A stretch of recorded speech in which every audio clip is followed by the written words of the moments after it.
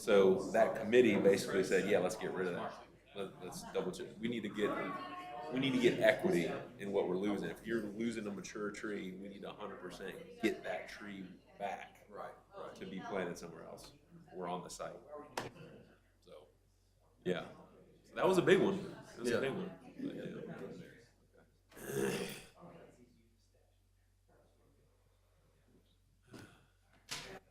A lot of that time. Yeah, just about 2 minutes.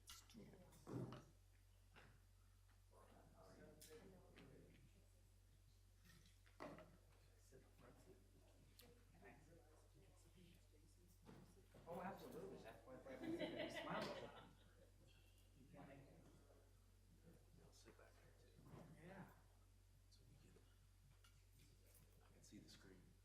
Sir. T minus.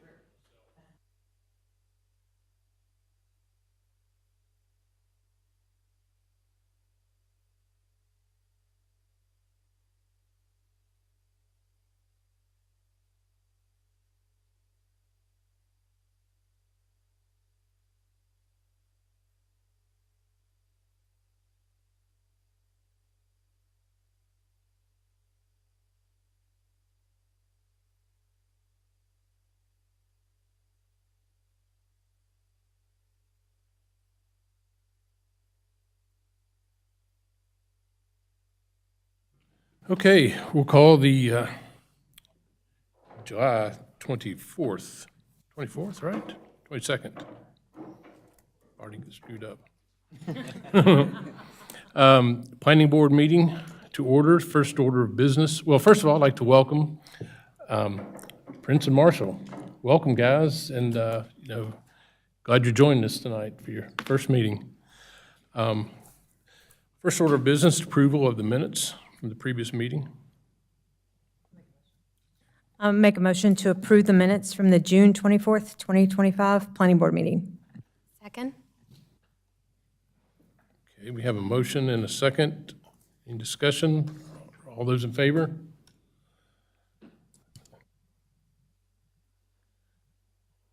Okay. Public comments. I do not have any, so we'll move on to the next item in the action agenda.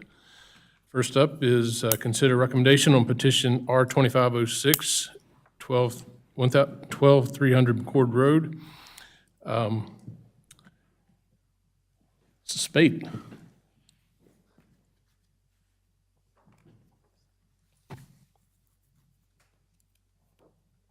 Good evening, everyone. I'd like to enter the staff report into the record. So R-2506 is a general rezoning request by Robert and Heather Dubiel to rezone the property located at 12300 McCord Road from general residential, or GR, to transitional residential, or TR.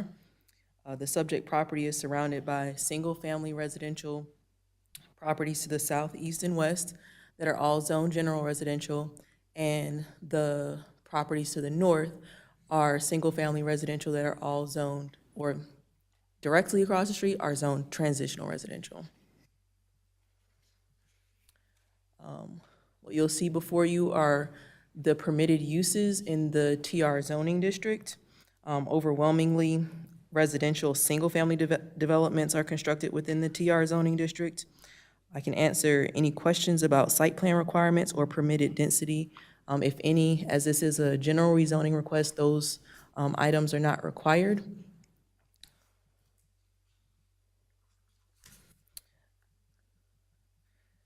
Staff finds that the proposed application is consistent with policies LU 1.1 and 2.1, in that the proposed rezoning is predominantly within the town core character area, and it is within 2 miles of the I-77 and NC 115 corridor identified by the 2040 plan to support moderate density that is comparable to surrounding developments.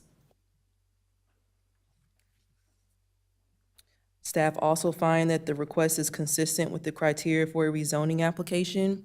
And as this is a general rezoning request, again, site plan requirements and other data will be required when a specific development plan comes in, and that'll have to be compliant with the base zoning district and any requirements for the specific type of site that's proposed.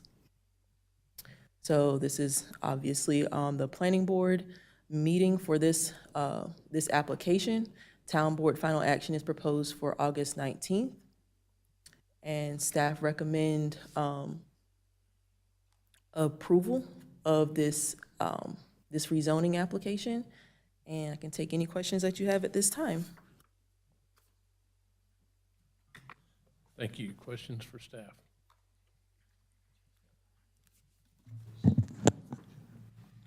Go ahead. Lauren, thank you.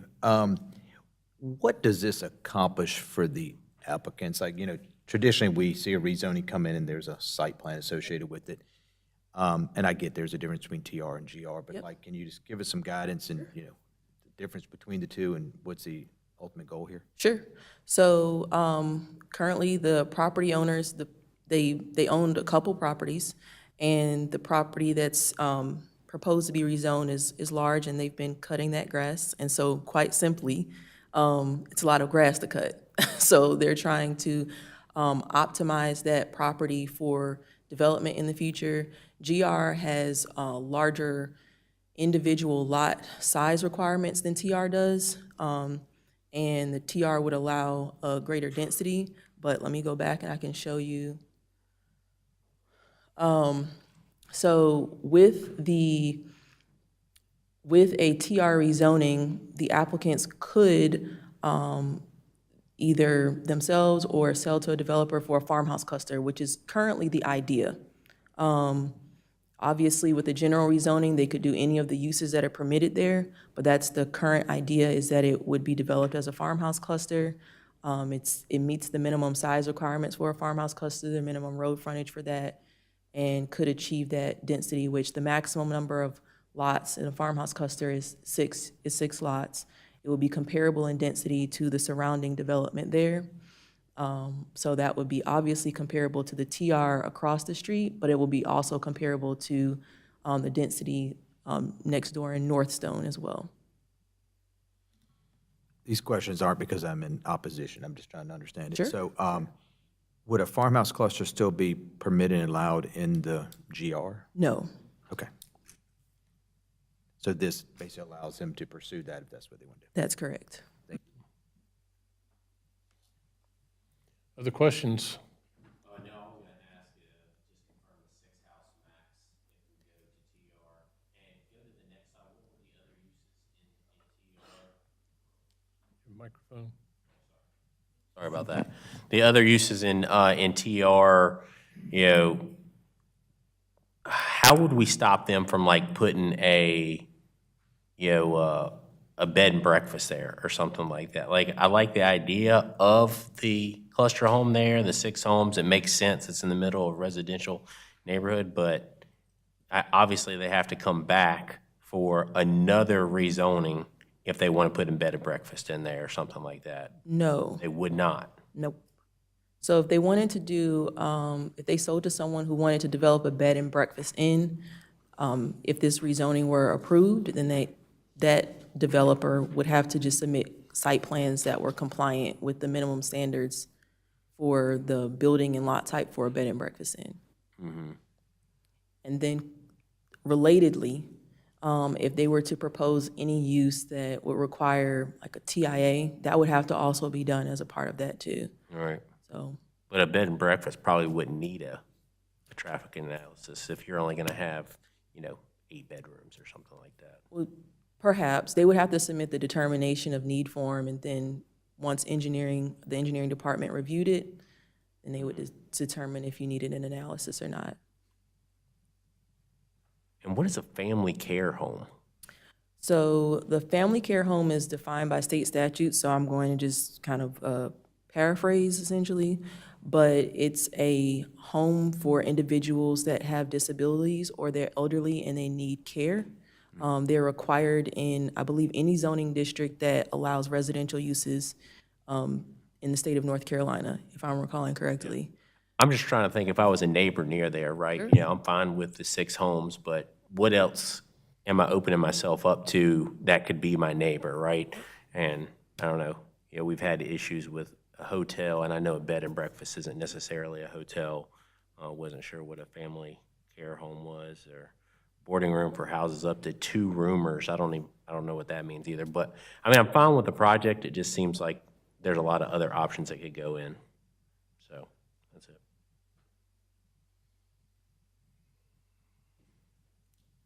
I got a few, yeah, thanks. Along that same theme, so what could they do with transition residential that they can't do with GR? And of course, I looked it up, so it is bed and breakfast for the permitted by rights, and the other thing is boarding and rooming houses up to 2 roomers, so it's really not a big deal. And under the permitted stuff, it's, the only difference is they could do a riding academy and/or commercial stables, where you can't do that in GR. And then, of course, the special use stuff. And housing types are just, building housing types are just about identical. Of course, you can do civic and GR, not here. Oh, yeah, you can, okay. They're pretty much comparable. So, same question, I mean, why are we doing this now when they're, if the rumored farmhouse cluster is on the table? Why not wait and do it all at once, I guess? I mean, the grass is still gonna need to be cut if this gets approved in 2 weeks. So, I'm trying to work through that. I actually looked at the application, and they actually applied for conditional. They applied for TR conditional, and they applied for farmhouse cluster. So what happened between the application and now that steered the applicant down the general rezoning? Yep, sure. So that was not a intended selection. There was not, so in other words, it was a typo for other purposes. That was not, it was not the intention of the applicant to originally submit a conditional rezoning plan with a site plan. So it was just they just ticked the wrong box. Okay. Yeah. Did they understand they didn't have to submit a site plan with the conditional zoning though? I mean, they could have just excluded a lot of these things on the list like we've seen before and still avoided the cost of the site plan and narrowed it down to farmhouse cluster, and it would be a one and done. Sure. But then they would also just be limited to the farmhouse cluster use. Okay, so we've got our options open still, right? Okay, all right. Okay, that's it for now. Further questions? Go ahead, Scott. I think I know the answer to this, but again, because what's presented to us is a rezoning, not a conditional rezoning, we can't put any additional conditions on it, correct? That's correct. That's what I thought.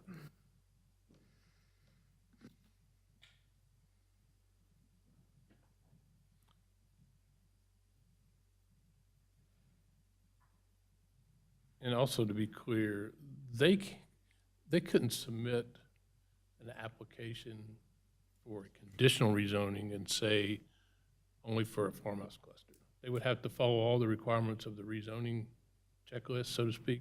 Like, they wouldn't be able to, I'm saying they can't avoid a site plan if they went conditional route. Is that correct? They would have to request a modification to not submit a site plan. And that would have to be, yeah. Okay. So they could not submit it, but they would have to ask for that as a modification. This is a modification. Yep. And the idea here is that the property owner currently does not have the intention to be the developer or builder.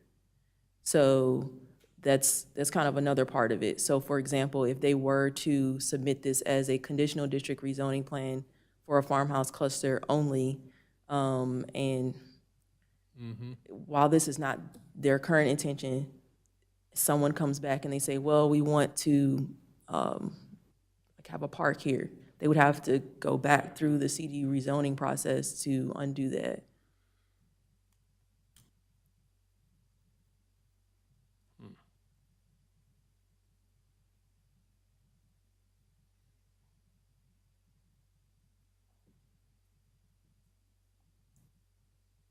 Any additional questions? And is the property owner here? Would they like? Yes. Okay. If there's no other questions for staff, we can hear from the property owner. They do not have a presentation fine. prepared, but if you There have are any questions, sure, Okay. it's right there. If you could come to the podium, just give your name and address, please, and thank you.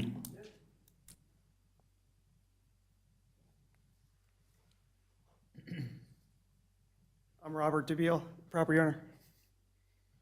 Thank you. Questions, if y'all would like to ask? Yeah, I mean, I don't know how deep we can pry, but I'm just wondering, what are your intentions with the property? What's your timeline? Obviously, you've said you want to cluster homes, 6 homes. Is that the plan, and what's the timeline? So all this started we had 2 developers, builders approach us. We said, sorry, nervous. So they approached us and I'm like, I have no idea what to do. So it's 11 acres. We spend 5 hours a weekend cutting grass. Yeah. And so then I went to the town and I said, what can I do here? And then they said, well, there's an option to do a farmhouse cluster. I knew none of this other stuff, the permitted stuff. And the idea is even with the restrictions of farmhouse cluster, we're learning some of these guys already walked away because open space, can't build all they want to build, the lots are too small. So the idea is 2 guys already walked away. But for us, we just want to be able to have option to sell it, make money, get out. We're getting older now, kids are out of the house. So for us, the best use of the property is to be able to sell it to someone that's going to put a nice little neighborhood in there, and then our house would stay. But the idea is for us, we don't want someone going in that's going to build a terrible house. So everyone's, the 2 guys coming in, they're $2 million homes. And so I don't think at that price, a cemetery is going to work. I don't think Right. a family care home is going to work. So I think the only thing in this environment is selling to someone who's going to put a high-end home in there. So that's our intention. But if we sell it to somebody, I can't guarantee anything, right? So, but that was our thought. And again, these guys have been great to work with, but I knew none of this stuff. I just want to sell it and move on. Thank you.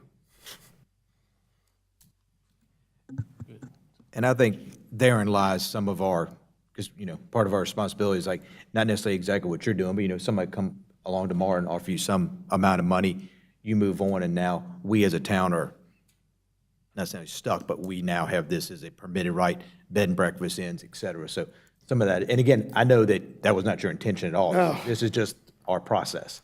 Well, and the cool thing is if this does get approved, somebody buys it, say it's a legacy property, they're already set to, maybe I'm going to give it a lot to my kid or another kid. So for us, we're thinking that's a marketing thing for us. We could sell it and say, hey, this is set, buy the whole thing, and then you can put your kids there. And honestly, we thought about that too, but our kids are lazy as heck now. They don't help with the cut the grass.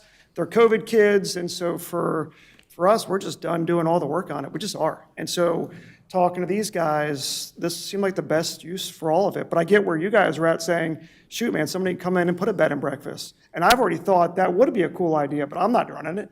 But the idea is Huntersville could use a bed and breakfast. But I'm sure Northstone doesn't want to see that next to them. So for us, we just thought, let's get it permitted, let's get it approved, and sell it. Now, timeline, I don't know. Honestly, I mean, I don't want to list my house, and then we got to do all that. I would think timeline within a year. But then I'm pretty sure any builder that comes in is going to make us stick around to go through all of it to make sure everything gets smoothed out. So it could be 5 years for all I know. But for us, we just thought, let's go ahead and start this process. Kids in college, they're not coming home. The house is massive to take care of, and my wife hates cutting grass. So, sorry. Any additional questions? And you said that you had 2 buyers that have already walked away? So let's just not, they're not happy because they didn't know the process for farmhouse clusters and how restrictive they are. So a lot of open space has to be preserved, 50%. And these guys would be better to explain this than me. But the idea is with certain parts of the land not being able to have any buildings on it, you're limited there as well. So you include the open space and this, that, and the other, the lots went down from an acre each to a half acre. And then next thing you know, they can't make it work. And so again, they can all make it work somehow because they're all wealthy, but they're complaining to me that it just doesn't work at what we want for it. And nobody wants to buy the house right now because it's just a big house. So they don't want to knock it down because it's too costly. So, but yeah, so I wouldn't say they walked away, it went cold, quick. Yeah.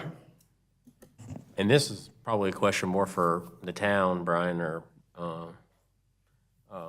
Lauren. A developer could come back, right? Let's say they buy the property. They can come back and say, I don't want to do a farmhouse cluster. I want to do more of a 1 acre type neighborhood and rezone it, and it would just be another step for them. Okay. But it would be, I assume, more difficult for them to do that once this is already into the cluster, or no? It, Oh, yeah, okay. it would be more difficult than this, but it would just be another step from them if they wanted to put 10 homes on there or whatever. Right. Well, and so when I went to the town, I asked them, what do I do? Like, how do I find a way to monetize this, get out of the property, and not hurt the surrounding areas? And for us, this seemed like the most logical way to move forward with this. And again, I mean, I seriously doubt at the price we're going to ask for this, someone's going to put a boarding room up. Somebody's going to put a family care home up and whatever, a breakfast in. They're just not going to be, it's just not going to be cost effective for them to do that. So, But to point it out, the duplexes could be put in there. So to do duplexes in the TR zoning district, they're only up to 20% of the dwelling units in the development. So you have to do a major subdivision to really do that. You couldn't just go in and do duplexes. Yep.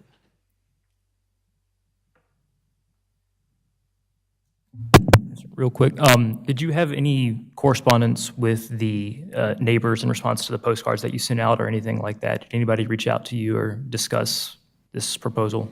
direct neighbors are fine with all of it. A lot of them are aging, right? They've got bigger lots. They're looking probably what we're doing. But no one seemed like they were worried about 5 homes going in, especially at the $1 million range, right? So we think about it, a lot of old ranch homes on McCord, you throw in a $1.5 million high-end home, I don't think it's going to hurt that rancher's value. So I think they looked at it like, this could be a really cool thing, knowing that these homes are going in. And most of these high-end builders that have reached out are really reputable builders, right? So to answer it, nobody's really concerned at all. Thank you. Yep.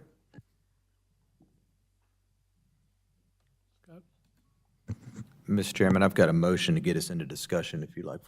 Sure. To entertain a motion.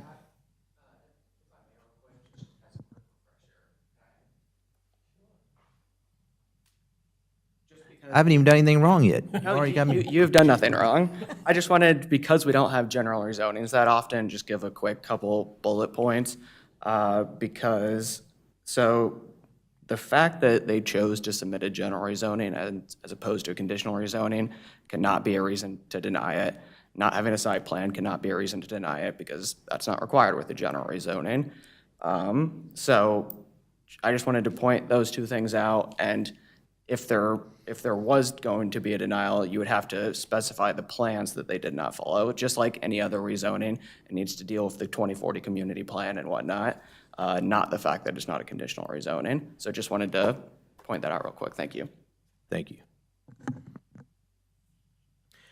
In considering the proposed rezoning application R25-06, 12300 McCord Road, the Planning Board recommends approval as it is consistent with policies LU 1.1 and LU 2.1 of the 2040 Huntersville Community Plan. It is reasonable and in the public interest to amend the zoning ordinance because the proposed rezoning is consistent with the envisioned uses and development patterns set forth in the 2040 Community Plan. Second. We have a motion and a second discussion. Scott? Since I made the motion, again, I think several of us up here are a little bit more concerned about just opening up this, that it's now permitted right for a bed and breakfast inns, these other things. If that wasn't the case, I think any of us would probably quickly say, let's move forward. I guess I'm comfortable enough with the idea that, yes, I think we'd all want to spend more time if it was a bed and breakfast, potentially, but at the end of the day, I don't think that's the worst thing that could go there if it was on, however many acres it is. So I guess I've come to the realization or conclusion that I'm comfortable with what they're trying to accomplish, and I understand why they're trying to accomplish it, to kind of at least take one step forward to make it easier for the developer to come along and go for a farmhouse cluster. So for that reason, I support it. All that. Yeah. Any other discussion?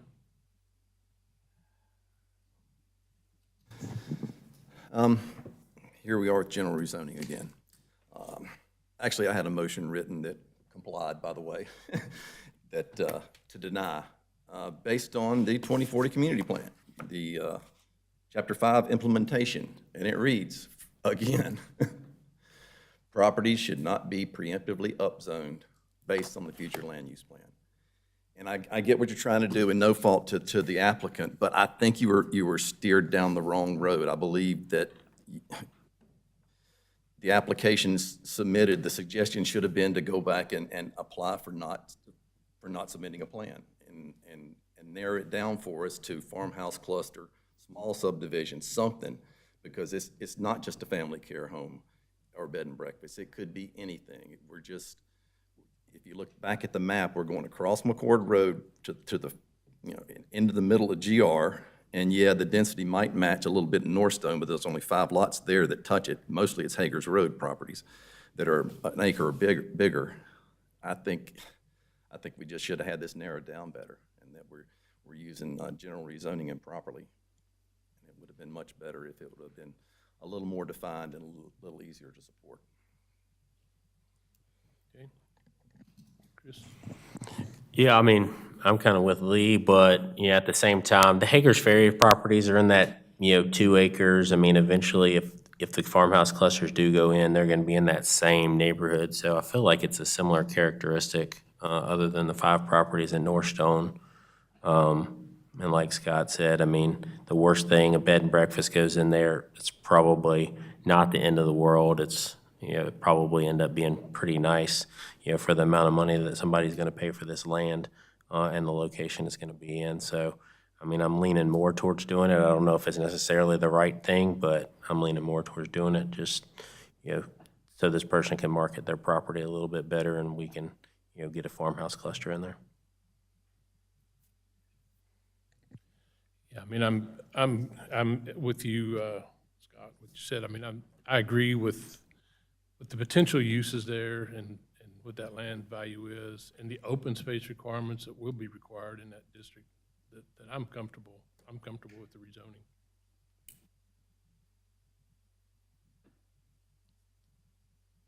Anything else? Ready for a vote? Give you one more try on the preemptive upzoning. I think we're headed down the wrong path here. I mean, it's the 2040 plan. It's our land use plan, right? It says not to get ahead of it. It's a 2040 plan, the year 2040. We're a long way off. Under this logic, we would just say, okay, let's go ahead and rezone to the entire land use plan and get it over with, and that way we can streamline this process and get rid of half our planning staff and hire a bunch more compliance officers that can get on with it. It's not the intent of why these plans were written up and so carefully detailed. So that's all I'll say for now. Thank you. Thank you. Anybody else? I'll go philosophical. I believe in private property rights. We already have a zoning ordinance that controls what we can and cannot do. I've said this before, I think what we're doing here is it's still going to be controlled by the ordinance. It's just a different ordinance. And if we can somehow or another help another Huntersville resident to do what they're trying to do without, I think, it being any real detriment to the community, I'm in support of it. I think it's compatible with the adjacent land uses with those things. I think it's both those things for me. That I understand what you're saying. You can't just preemptively change the zoning. I get that, because we would just, like you said, go in and rezone a whole bunch of places. But we have one couple coming in with the intent to sell it for a very specific purpose. Their intent is to sell it for this farmhouse cluster, which would be compliant with this. So that's where it deviates for me, that the intent that they have is not to just rezone it preemptively, and they're rezoning it to develop it into a farmhouse cluster, and this makes it a little more attractive to a developer. I get that, we just can't use the word farmhouse cluster, because then you're talking about a plan. The intent's there, I just want to codify the intent by putting it in the motion, in the application to say it's going to be a farmhouse cluster. Because other than that, all intent aside, you can't guarantee it. And yes, property rights, we got, each one of these things comes with its own set of property rights for each zone, and those rights change as you go from zone to zone to zone. So we're granting more property rights here, that's what we're doing. I mean, okay, I'm going to explore the mineral rights in my backyard tomorrow, thank you. Any other discussion? Okay, ready for a vote? Okay, all those in favor of the motion? Those opposed? Okay, the motion carries. 7-1, right? Okay. Thank you. Next up is consideration recommendation on petition TA 2501, requested by the Huntersville Planning Department to amend Article 3, 4, 9, 12 of the Huntersville zoning ordinance. Lauren? Yes, I'd like to enter the staff report into the record. So some background on this part of the purpose of this text amendment. Staff had a property owner approach a few years ago about an infill development in town center. They wanted to build a quadplex, and they inquired with staff about the corresponding building type and lot type requirements. And as staff were doing our evaluation of the requirements that they would need to meet in order to submit an application for that type of building and use and lot, there were some overlap between the definitions of certain building types and certain uses, all related to the residential uses in the zoning ordinance. And so this text amendment touches a lot of different sections of the ordinance with regard to residential uses, and I'm happy to explain them, but I'll kind of go through the different elements of this text amendment. So ultimately, that person did not want to proceed. This was during the pandemic. But to remedy some of the overlap, we're proposing this, and this also, let me mention a couple more things. This application, I would like to note, does not propose any downzoning in compliance with General Statutes 160D-601 subsection D. So any density that's allowed today would still be allowed as a function of this text amendment. So some of the overlap that was noted is that per the definition of our multifamily home use, triplexes and greater would be considered a multifamily home use. Per the definition of an apartment house building type, duplexes and greater could be considered an apartment house building type. And then duplexes and greater could also be considered an attached house building type per the definition of an attached house. The challenge with this is that attached houses and apartment houses are two different building types and have different requirements per Article 4 currently. So if you wanted to come in and build a duplex, there's no perception that that's an apartment house. Obviously, you have two dwelling units compared to one with a single-family detached home, but the intent is not that you would need to follow the regulations for an apartment house with a duplex. So there are a lot of kind of interconnected pieces with trying to disentangle this, and the first revision that staff proposed are removing the building types that we've included as a permitted use and changing that for all zoning districts to residential uses with a corresponding definition proposed. The second is more specifically delineating the permitted building type. So currently, and this is most specific with regard to our attached house building type, Because currently, the attached house building type includes townhomes, duplexes, triplexes, quadplexes, row homes, et cetera.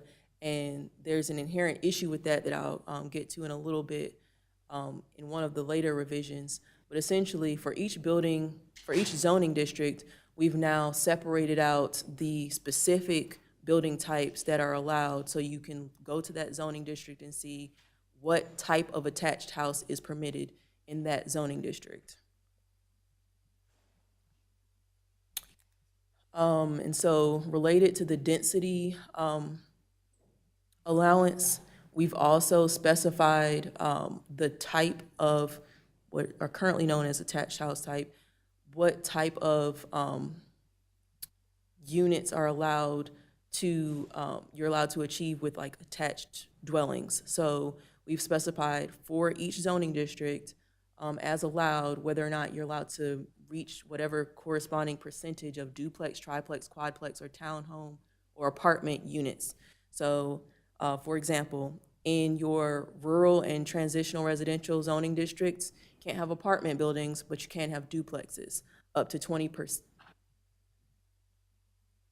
Up to 20% in TR and I believe 10% in R, but you can't have the other attached house types in those zoning districts. So we've specified there for each zoning district what you can achieve with that percentage, and that's if you do a major subdivision.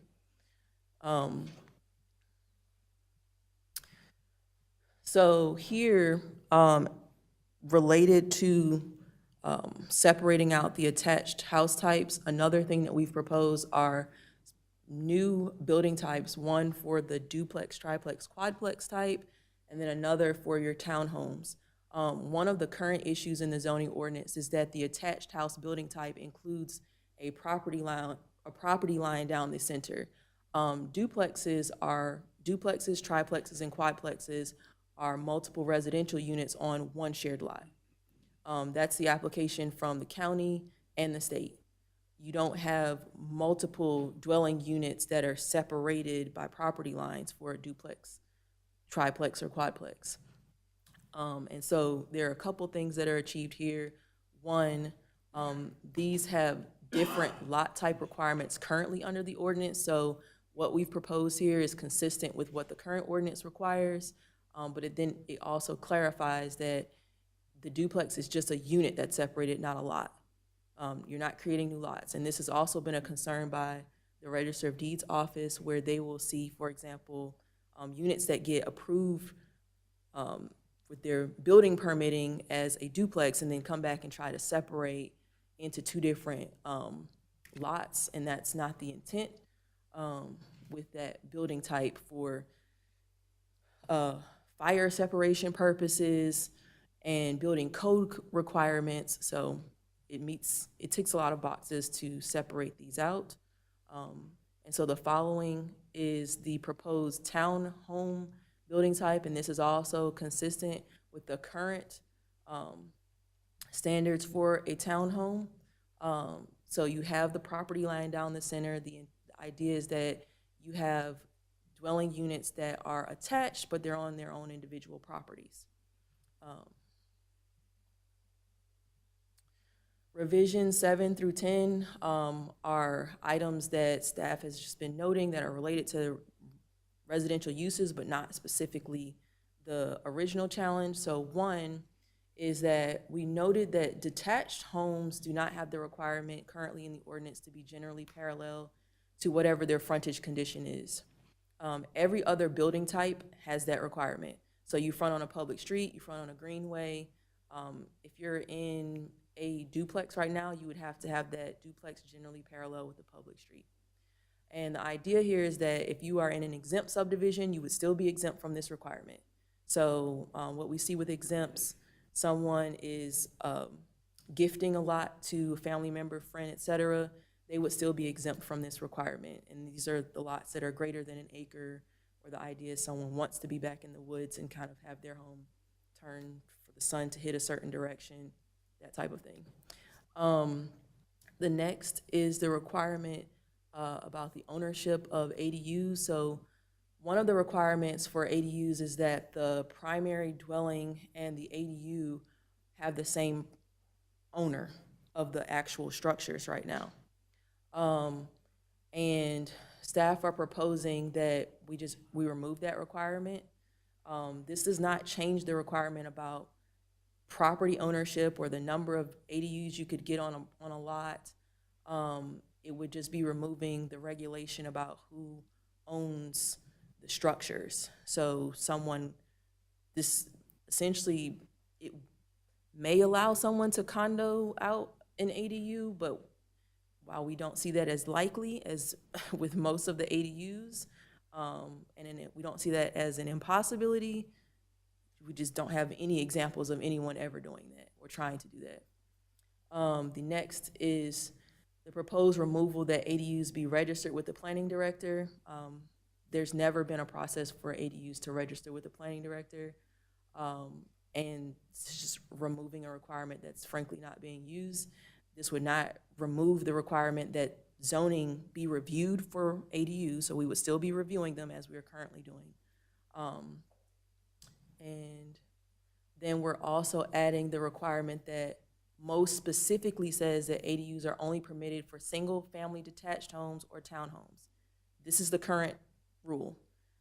The only issue with it is that you have to go through about 3 or 4 sections of the ordinance to figure this out right now. So we're proposing just to plainly state it rather than someone having to go through several sections of the ordinance to figure this out. The last revisions that are proposed, in a few places in the ordinance, the term storefront is used. There is no storefront building type. So we're proposing to change that to shopfront, which is the intended building type there. And then lastly, the different uses and building types that we're proposing, their corresponding definitions to go with those. Staff finds the proposed revisions consistent with the 2040 plan for the policies listed and included. And the plan is for this to go to final board action August 19th. Staff recommends approval of this current text amendment. I'm happy to take any questions at this time. A quick question, and I know you said it. Sure. I'm sorry, I just want to make sure I heard it the right long way. Yeah. Okay, I'm going to start with like duplexes. Sure. If that were hypothetical, a major subdivision, that's still considered an attached, like, and it would be subject to the percentage allowed in each zoning district. That's correct. Right? Okay, I Yep. just want to make sure I understood that right. Yeah, that was my big question. Okay. Questions for staff? Lauren, can you go back a couple slides, talking about the ownership? So is potential example, I own a house and somebody comes in and maybe qualifies as an ADU through a tiny home that they still physically own that structure? Is that the concept here, to allow that? Yes. Okay. And I know you kind of started down that path of what, I'm just trying to think of what could that open up? Are there any unintended consequences of us allowing a different ownership for structures on one piece of property that's owned by one individual? So as I ask questions, I'm just trying to think through that. I guess there's a part of me that thinks, is that necessary, or what's the advantage of allowing different ownership versus requiring the ownership to be the same? Well, currently it would be an additional requirement for us to check. That's one thing, and it's something that, and Brian can correct me if I'm wrong, I'm not sure there's been a process to check this, because the idea is that the property owner is responsible ultimately for compliance. So the property owner would still be responsible for the compliance of the structures on their property. You are currently allowed to have one ADU. That would still be the case. There's no proposed changes to the size, location, or allowance of it based on your building type. Nothing. It's just the ownership.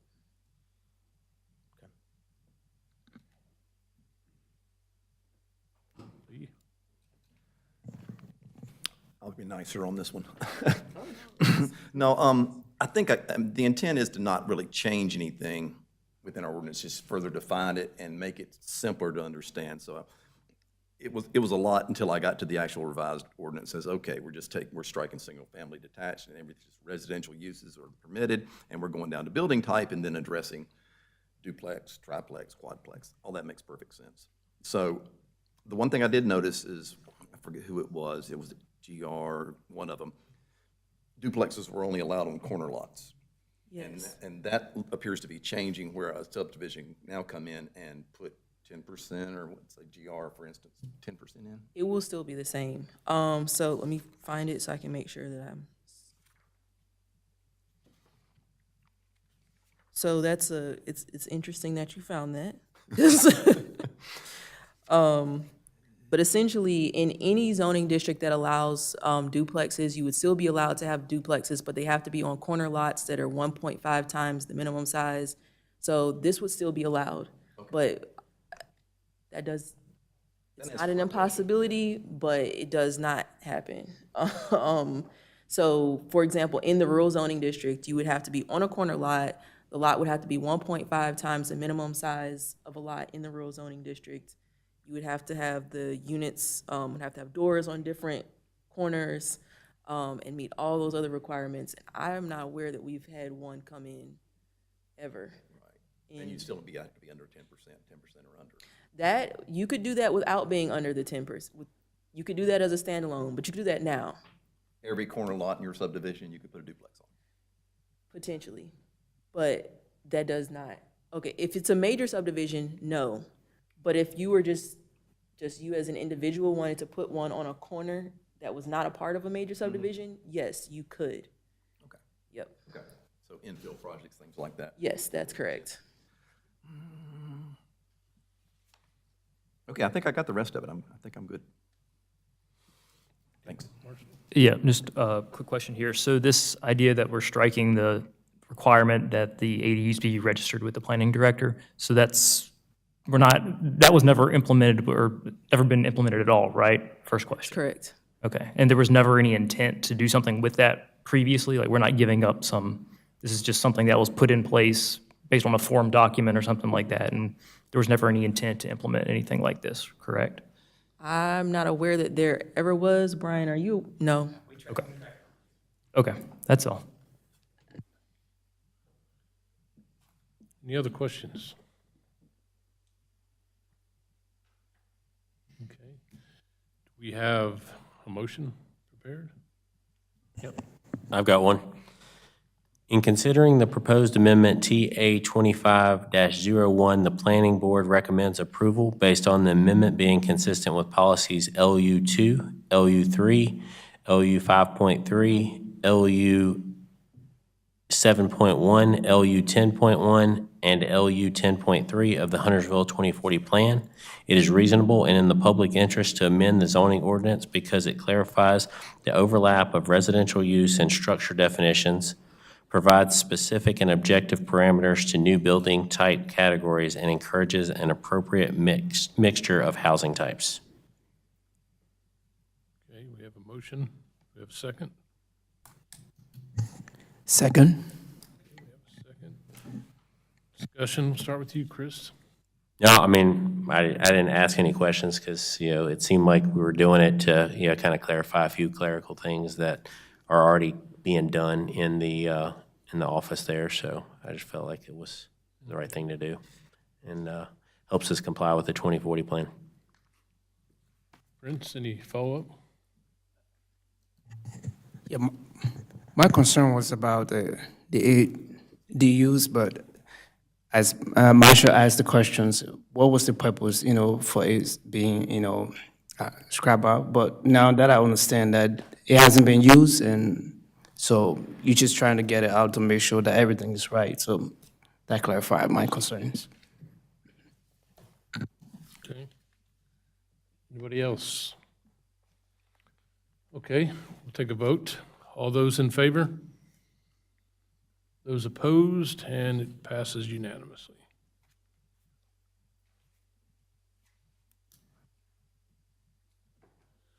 Okay, moving on. Consider recommendation on petition TA 2506, a request by the Huntersville Planning Department to amend Articles 3.2.1, 3.2.2, 7.5, and 9.64 of the Huntersville zoning ordinance. And Ms. Beaton, you're still up. So I'd like to enter a staff report into the record. So this text amendment has a few different goals here. The first came from feedback from residents and builder developers. So we understand from residents the importance of buffers to transition uses and structures. Want to make sure that we're getting plantings in those spaces that are going to actually meet the intent of what those buffers are supposed to do, the way they're supposed to function. And I'll talk about that a bit. And then also, as our developments are planning for anticipated costs, one of the bits of feedback that we got early this year was with regard to the plantings that are required. So I'll show here in a bit, but there was a buffer that was required in the TR zoning district, an 80-foot opaque buffer, and the builder simply just did not budget for the amount of plantings that they needed in that space. And our ordinance currently does not have a planting standard for an 80-foot buffer. So what we've been doing as practice is multiplying the 20-foot buffer standard, which does not necessarily guarantee an opaque standard. So we worked with the arborists to make sure that what we're proposing here would achieve an opaque buffer with the plantings that are proposed. And then as a part of making sure that the buffers are meeting their intent, we've proposed criteria that all the buffers are either opaque or semi-opaque with corresponding definitions for that. And the definitions that we're proposing are consistent with our current definitions for opaque and semi-opaque screening. And then the last two items, and I'll explain a bit about this, is to relocate Article 9.64, which currently includes the buffer requirements for multifamily or apartment building uses, from Article 9.64 to Article 7. So then all of our buffer standards would be in Article 7. And then there's a proposal for a town center boundary buffer. So this is the buffer that I was referencing. This is along a thoroughfare for a major subdivision that's zoned TR. So when staff visited at the beginning of the year, these were the plantings that were included, and the 80 feet extends from approximately where the shrubs are to where the mechanical equipment is located.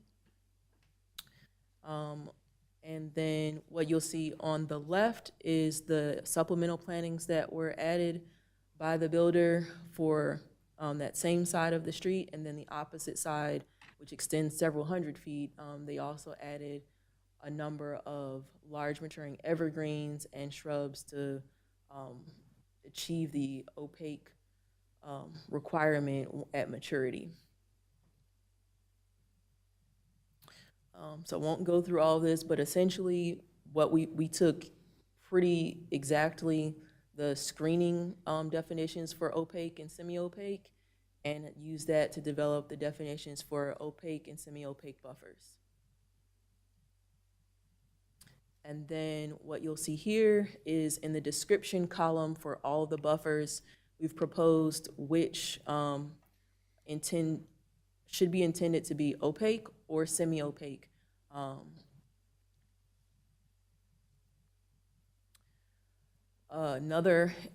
corresponding element with that is that with whatever the intention of that buffer is, whether it's supposed to be opaque or semi-opaque, planting requirements have been amended, not significantly, but they've been amended to best achieve those goals. So what you'll see most significantly are changes with the percentages of your evergreen trees. In some cases, some changes with shrubs or the number of trees, but they're not significant with the number of plantings that have been modified.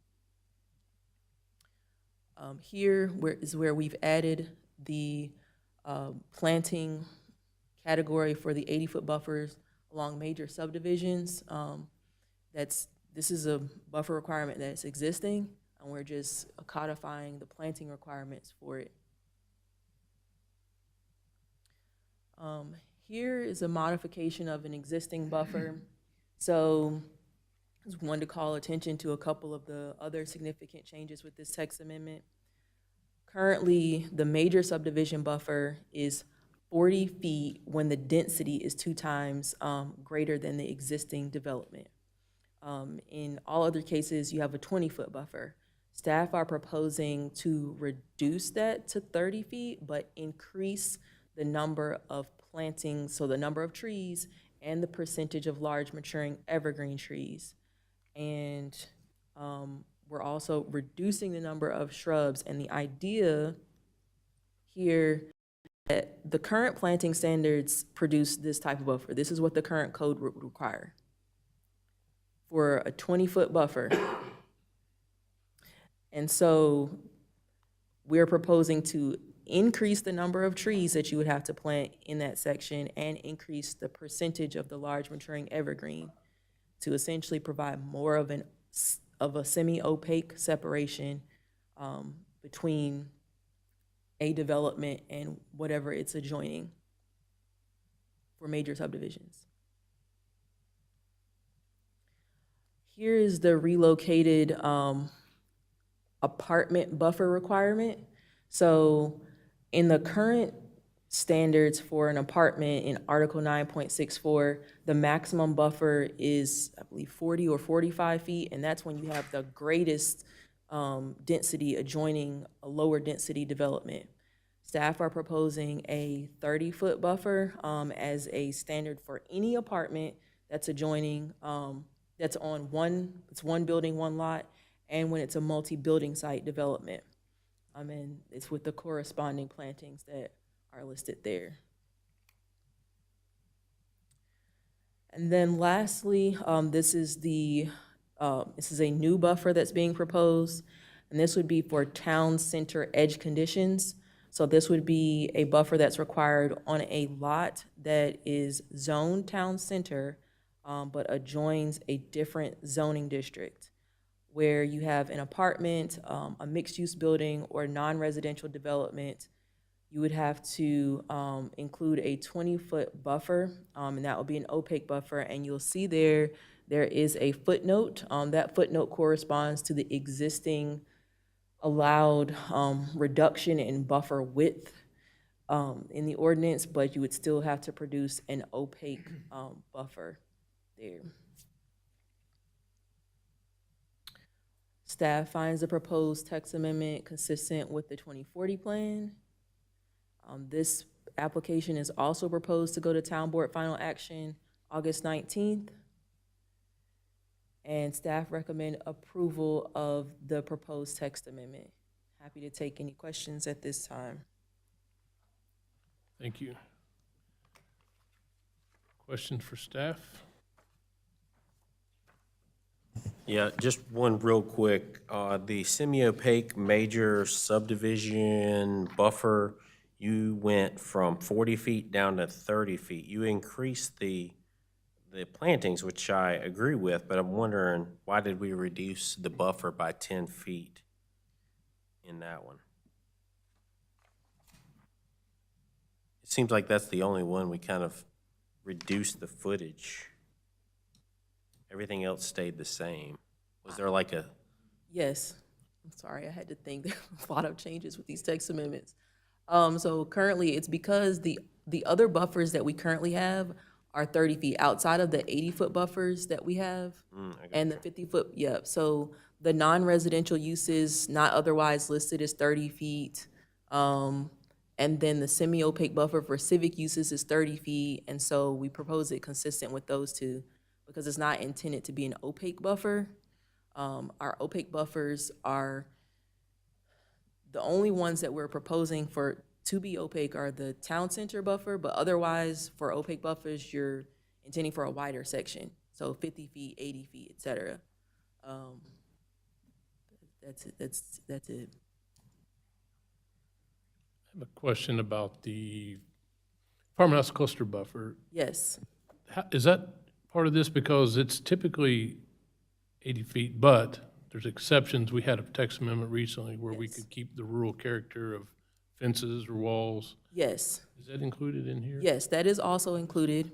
So we're proposing that so make sure I get both parts. There are two options with the farmhouse cluster. You can either do the vegetated 80 feet, or you can do one of the other alternatives in keeping with the rural character. We're not proposing to change a farmhouse cluster from having those two options. We're just proposing that if you choose the 80 feet, this would be the minimum plantings that you would have to include in the 80 feet. Okay, thanks. Yep. That helps.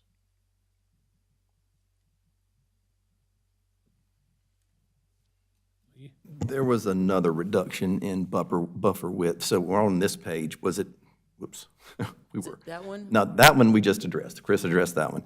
And the opaque buffer down here, the 30 feet, was that it, or? Okay, I know this one's reduced, the opaque buffer on the end, the 20 feet. So that right now is 40? No, so the one that's outlined with red that one is being reduced. That one's being reduced. It was 40, and it's coming down to 30. Yes, And this is really a new buffer down here, the town center edge conditions. that's correct. And can you repeat to me again footnote 4? I didn't quite understand that. Yes.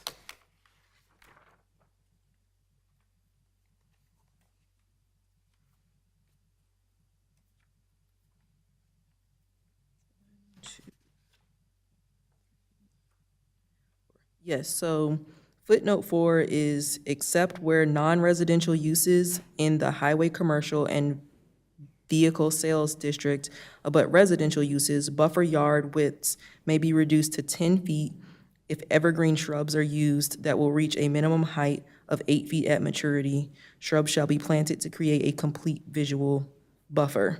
So essentially, you can reduce the 20 feet to 10 feet if you have a line essentially of evergreen shrubs. And that is if town center edge ever meets highway, commercial, Any other zoning district, yep. any other, okay, you mentioned highway, commercial. Yep, that's, Okay. yes, it's currently for the highway commercial. Oh, okay.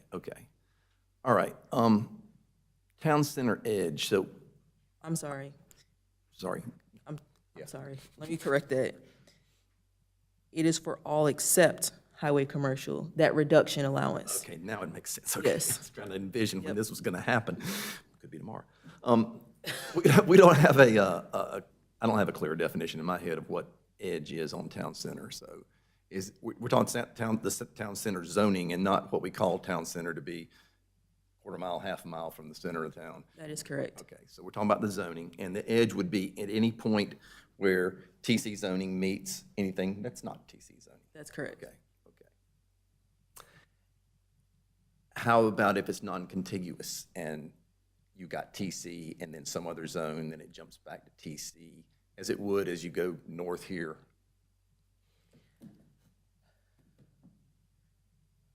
You would have to include the buffer for each.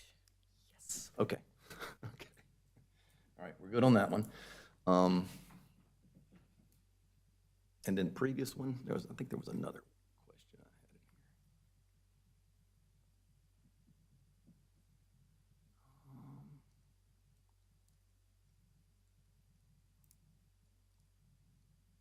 Back one more.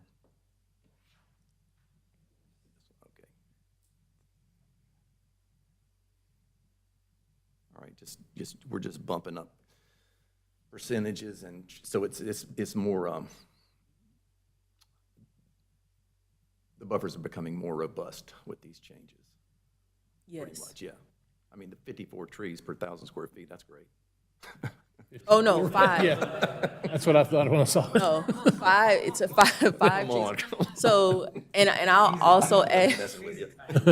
I'll add here as well, the arborist recommendations, like this, the idea is that this is in a section where it's vacant. There are no trees at all. And the idea is that if you have existing vegetation, that there's to be, some intentionality about how many additional you're adding to fill in those spaces to meet the requirement. Okay, okay. Yep. So you can semi-disturb it and still use the trees that are existing and, Very, very limited disturbance, yes. Enough to plant. We don't, no grading in the undisturbed buffers. we'll get into that later. Okay, all right, thank you. Sure. Any other questions? There we go. I have a question for Jay. Oh. As our resident engineer, do you feel like these increase in tree plantings and et cetera is not an overreach, like that's still within reason? That, Yeah. from a cost perspective for development, that's, Yeah. I have a motion, so we can move into discussion. Okay. In considering the proposed amendment, TA 25-06, the Planning Board recommends approval based on the amendment being consistent with LU 9.1, LU 11.1, LU 12.3, and EOS 6.1. It is reasonable and in the public interest to amend the zoning ordinance because it is consistent with the 2040 plan, and it clarifies the intent of existing buffer yards and updates the planting standards based on intent and application. Thank you. We have a motion. Do we have a second? I'll second. Second. Discussion. Trina? I appreciate standardizing this kind of wording, and it helps when you guys are coming before us, I think, in that respect as well. Keeping it all standard is nice. Joni? I think the photo was extremely helpful, showing how sparse the plantings were on that picture. And just that staff does go back and check that plantings were not done. I think that was very informative. So I think it's great that we're adding more shrubs and trees into the buffer. I'll just add on to say that I appreciate that the planning department brought in the arborist and consulted with him on this. I think that's always a good idea to have an expert who knows more about the subject than we do. So I think that shows that we're doing our due diligence. Anyone else? It's more of a question slash, like Scott was doing, just bouncing this off of you, Jay. The large maturing, has that always been large maturing? You're just increasing the percentage, or are we making these evergreens bigger than they were before, requesting that they be bigger than they were before? Or is it always kind of read like that? So, I just want to make sure I was allowed to respond. Yeah. So the current requirement is that, for example, like the red outlined area, is that 75% of the required trees are large maturing. Right. And then out of that 75% of the large maturing trees, 50% have to be evergreen. So that would mean that 25% of the large maturing trees that are required could be deciduous. You can always go above your percentages, but you can't go below them. It's a little bit difficult, yes. Like, until you kind of like doing the math, when you see the plan, it's a little bit hard to follow. But essentially, and the fact that we're saying 5 doesn't always help, but under the current standards, if you have 4 trees that are required in 1,000 square feet, 3 of those 4 trees have to be large maturing. 1 would have to be small maturing. And then 50% of the trees have to be evergreen. So you can have small or large maturing evergreen trees. And the idea is that if you want an opaque buffer, you want more large maturing evergreen trees, because during the winter time, the deciduous trees lose their leaves. And then you just have a lot of neighborhoods it's a little bit noisier. It doesn't look as nice. That's not the way I read that, but okay. Are you clear? Is that, it? I'm sure it's done for the right reason and they understand it, but I read it as like 5 deciduous trees per 1,000 square foot, and then of the area, 75% needed to be large maturing evergreens, right? You remove that semicolon and that 50%. You've got, a semicolon stop, not a open parentheses. You've got a semicolon stop, and then 75% of that space needs to be a large maturing evergreen. But that's the way I read it, but I don't know. I agree, Chris. I read it the same way. But I'm sure you guys know it.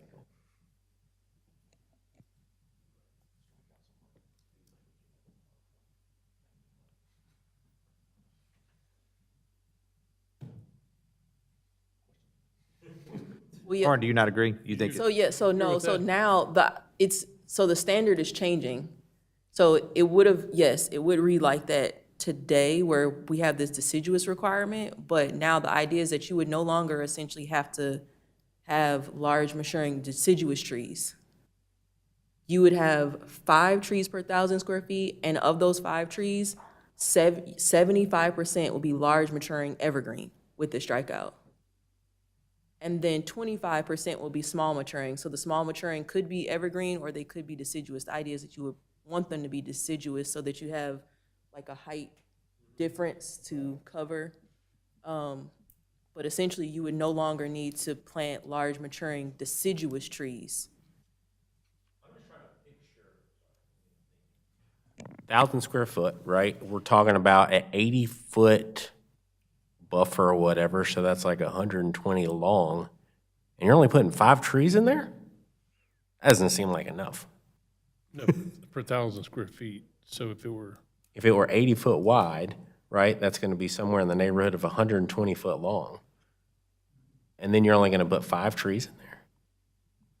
That ain't right. Sure.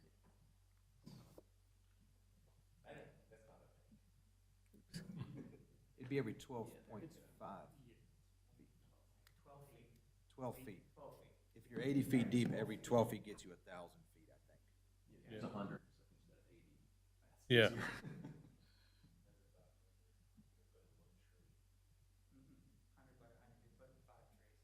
Yeah.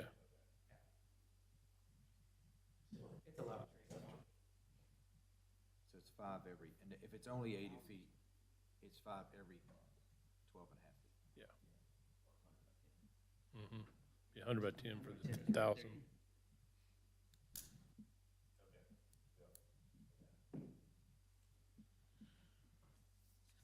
Okay. Further discussion? Are we ready for a motion? We did have a motion, I'm sorry. We had discussion. We ready for a vote? Thanks, Trina. All right, all those in favor? Those opposed, and it's unanimous. Thank you.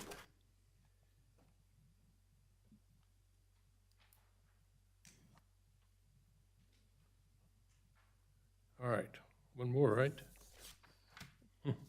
Next item is recommendation on petition TA 2508, a request by the Huntersville Planning Department to amend the zoning and subdivision ordinance.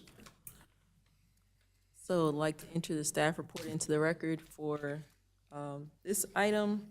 So you have a lot of kind of unrelated changes in one large text amendment. And one piece of background for the changes is SB 166, which was an act to amend various development regulations. So the changes included are regarding land development regulations to be consistent with state statutes. And as most of you all are probably well aware, the town took responsibility for land development review and inspection several years ago. And as our town inspectors are seeking to ensure compliance, a revision is proposed to better achieve compliance with stormwater facilities. A previous text amendment was initiated by staff regarding berm approval requirements and community meeting dates. That's being incorporated into this text amendment. Urban open space did not originally include an allowance for the inclusion of what were previously BMPs, but now are stormwater control measures, so your sand filters, wet ponds, rain gardens, et cetera. And staff are proposing a slight modification with that allowance as it is currently written. And then as a part of the previously referenced text amendment for farmhouse clusters and minor subdivisions, the previous text amendment, TA 23-03, set a limit that minor subdivisions are limited to 5 home lots. Farmhouse clusters are allowed 6 and have very different standards than minor subdivisions do. So for that purpose, staff are proposing that farmhouse clusters be categorized separately from minor subdivisions. And then lastly, staff are proposing a change with the existing features plan sheets that are required by the subdivision ordinance to show the limits of disturbance to better protect the areas that are sensitive and that need to be preserved. So go through changes. So from SB 166, the term has now been officially codified by the state as a stormwater control measure. And so throughout the subdivision and zoning ordinances, staff are proposing this change to be consistent with state statutes. We're proposing to change the definition of BMP to the state's definition of an SCM. And then as well as a part of this as a part of SB 166, we're proposing to change the definition of built upon area to be consistent with the state's definition. And then lastly, occupancy restrictions, which is probably the most, quite honestly, the most significant change. The state has indicated that local government shall not withhold a building permit or certificate of occupancy that would otherwise be eligible to be issued unless the requirement was related to a public safety issue for that development.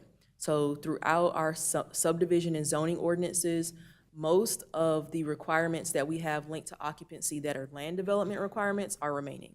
So those are the requirements that have to do with anything to do with essentially your SCMs, your erosion control, grading, your public streets. Those are all staying. So as an example, we have a requirement that when a site has lighting that is subject to the lighting requirements, you have to submit a lighting certification before occupancy, and that has been determined not to be a public safety issue to submit that. So that's an example of something that's being proposed to be removed in consistency with SB 166. Another that was very specifically called out was with regard to landscaping requirements on properties. So if a site had landscaping requirements and they were not installed at the time that a certificate of occupancy is requested for a property, then per SB 166, the local government could require a signed affidavit detailing the reasons why the required site improvements are not complete, the expected date of completion and compliance, and a statement promising to complete the required site improvements. So pretty much, if it's not installed, it turns into a code enforcement issue. The definitions of built upon area and SCM do not vary greatly from the current definitions of BMP or the current definition of built upon area that we have.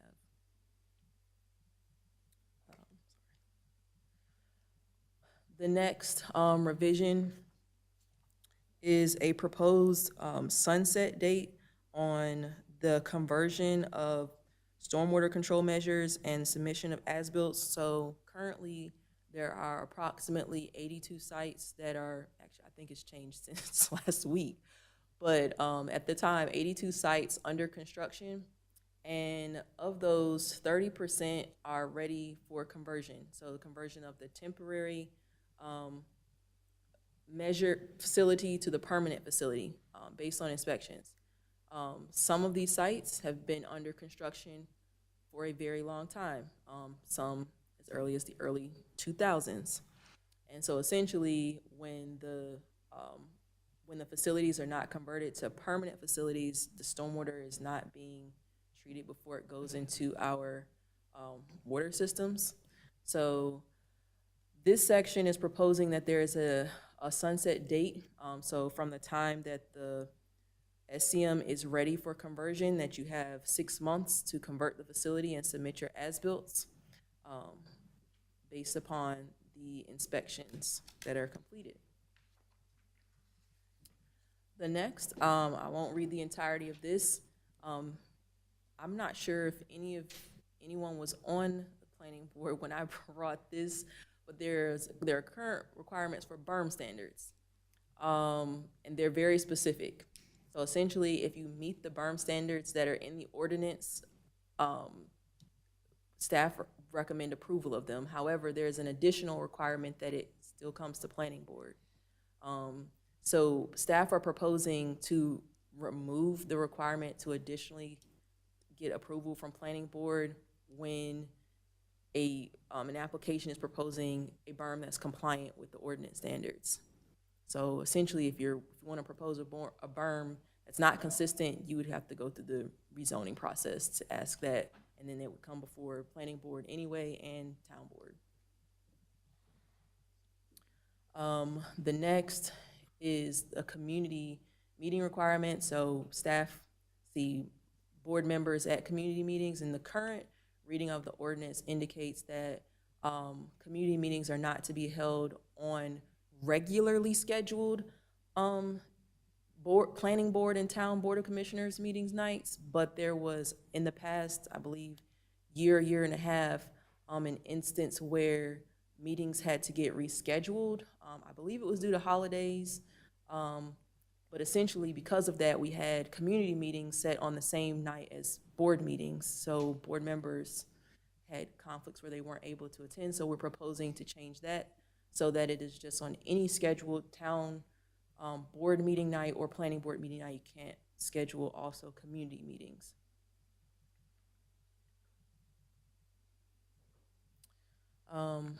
The next revision that's proposed with regard to the allowance for SCMs in urban open space, and to be completely transparent, this is not a picture of urban open space, this is a picture of common open space, but the idea that's being presented here is that the current ordinance indicates that no more than 25% of each SCM within urban open space area can be used. And so the allowance right now is that to exceed the 25%, an application can go before a planning board. So with striking this language, essentially, an application would be confined to the 25% unless a rezoning application was submitted. And the idea here is that urban open space is intended to be improved, accessible, and usable. It's not intended to just be kind of a grass area where we take our dogs necessarily. And we want to make sure that the urban open space is being improved for residents to use it. So if you want to do something else, you can go through that rezoning application process, and it would still come before planning board and town board. So here's just an illustration of a minor subdivision. You may or may not be familiar with this one. But essentially, this shows, like, this was before there was a limit on the number of units you could achieve in a minor subdivision. And staff are proposing to remove the farmhouse clusters from being considered a minor subdivision. They're very different. As you can see here, minor subdivisions have to have frontage along an existing public street. Farmhouse clusters do not have to have the lots along an existing public street. And there are a litany of other requirements that farmhouse clusters have that you do not have for minor subdivisions.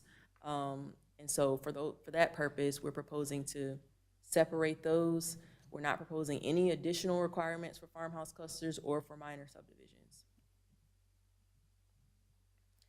And lastly, as mentioned, when you have a site that has, as this one, lots of existing vegetation, swim buffer, post-construction buffer, and I don't think this one has it, but if you have wetlands, we want to understand where those currently exist on the property and where the limits of disturbance are proposed to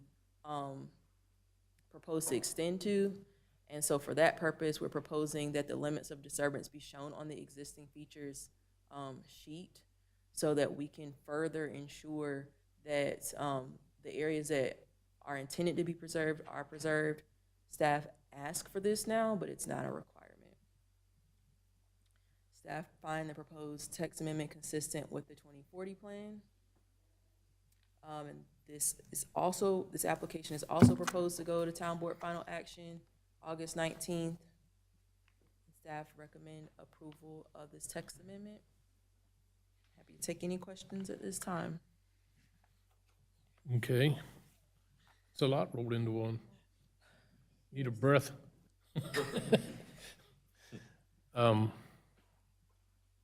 wants to start with questions? Marshall? Yeah, I'll ask a question.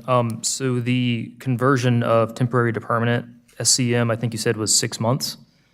That was the time period, correct? That's correct. How was that time period arrived at? I mean, it sounds reasonable to me, but I'm just not sure what kind of decision-making went into that figure. Sure. So last year, staff consulted with the county stormwater administrator about a reasonable time frame to convert those facilities. And that is what, between town staff and the advice of county stormwater services, that's what was proposed. Thank you.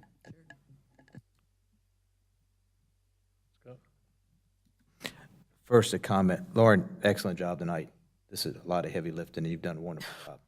So my first motion, alone. what's that? A lot of people have Well, helped I'm with sure this. I'm sure the staff did, but you've done a wonderful job. My first motion is that Lauren gets a day of paid vacation, Brian. Quartet? A couple questions, actually. The occupancy. So I get it that this is driven by SB 166. And then our only hammer is through code enforcement. Do we feel like we have sufficient code enforcement penalties that, I could just see a developer taking advantage of this and deciding not to put landscaping in for 2 years. I'm exaggerating, but We are also conveniently restricted as to what we can do for that from our friends in Raleigh. So all right, that leads me, so how are we going to now, this goes to the SCM, making them 6 months. How are we able to put a deadline of 6 months on compliance on that? yeah, because we can say that's public safety. Again, that's environmental issues, life safety issues. You don't want kids falling into a construction pond, those types of things. So that can fall into that. And I'm in support of it. I'm just trying, I know, I'm sure you guys have thought through all this. I'm just trying to figure out, like, so really from that occupancy, you just don't really have, other than, Don't have a dog in the fight anymore. Okay. Which is why we've asked for an additional code enforcement officer, and we know that it's going to ratchet up. Thankfully, we've got good developers in this community, and they're looking to do the right thing. So I don't foresee a large number of issues. Could it pop up from time to time? Sure. Planning season rolls around. There, anything that's what I consider normal. I don't anticipate this being a challenge, but it could be. and this is just my own kind of question, going back to the stormwater management. How does something go for a decade without having to be finalized? Is it just no? It's the current law. It is flat out allowed today, and we said, this is the reason for us doing this text amendment. There are some that are 20 years old right now. So it's out there, and it's not doing its purpose. Its purpose is to clean the water before it gets released into the public system. That's not occurring. It is on some level, but not, it's what it's intended to be. So we got to tighten that up. So we say, okay, you got 6 months, 6 months goes by, what, can you penalize them or And we something? can start finding. Okay. Thank you.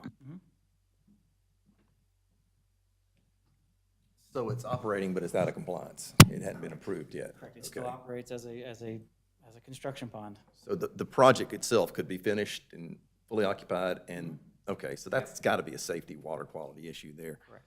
So what's the most egregious thing a developer could avoid by not doing something that's not a safety issue? I mean, are we just talking about buffers and plantings, or is there? Pretty much. Pretty much, it's. Yep. Okay. They don't put the street trees in, they don't put in the buffer plantings. Now, of course, we bond all these things. Yeah. So push comes to shove, we could go pull someone's bond. Right.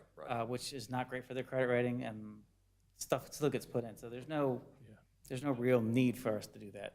They have incentive to do that, to get out of their bonds and those types of things. So this should be just kind of a one-off thing. It wouldn't be a real, okay. I mean, Again, like I said, I don't think this is gonna be a common occurrence, but you got a smaller developer who's getting into the game for the first time and really didn't think through the game plan.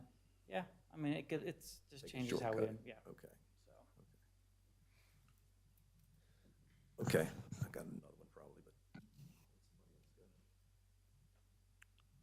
I'll ask a couple. I'm assuming, like we said, that there is a bond and you'll have a penalty clause too on top of that, right?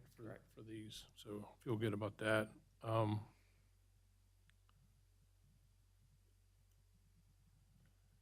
a question about the SEMs and urban open space. Sure. Would this be a rezoning if you have a permeable paver plaza that's used as open space, you know, active, but it's 100% of the BMP? Would you have to go through a rezoning for that? Only if the SCM occupied more than 25% of the urban open space. What would be 100% of it? Yeah. Like, I mean, it would be the plaza with all this, you know, it'd be contained in that. It's a combination. Right, but let's just say the plaza is 10,000 square feet. Yeah. But only 25% of the underworkings, so 2,500 square feet. I'm not worried about the Yeah. pervious pavers over on the outside of it, but where the actual underground detention, that stuff occurs. If that was more than 25% of the plaza area, then yeah, you would need to request a modification. It'd be kind of cool to have that as 100%. Yeah, we can explore that, and if we need to come back and amend, we can amend. Yeah. But let's, Move on. we're here. Other questions? You ready for motion now? Okay. Back up there.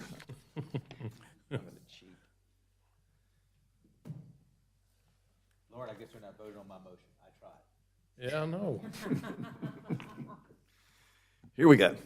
In considering the proposed motion TA 25-08, Planning Board recommends approval based on consistency with policies EOS 1.1, EOS-3, EOS-4, EOS-5 of the Huntersville 2040 Community Plan. It is reasonable in the public interest to approve the application because it provides consistency with SB 166, reduces scheduling conflicts for board members to attend community meetings, reduces duplicative berm reviews and quantitative design standards, better aligns the urban open space with the intent, distinguishes farmhouse clusters as a unique plan type, allows open space in the home lots of minor subdivisions, and supports the protecting of sensitive areas by requiring the proposed limits of disturbance to be shown on existing features plan sheet. Thank you, Lee. We have a motion, a second. Second. Chris. Okay, discussion. Lee, if you want to. I'll kick it off. Again, thank you. That's a lot of work and well presented as well, understandable, even though it's thick as it can be. I'm going to so miss talking about berms, but I support the motion, of course. Anybody else? We good? Well, then we can vote. All those in favor of the motion?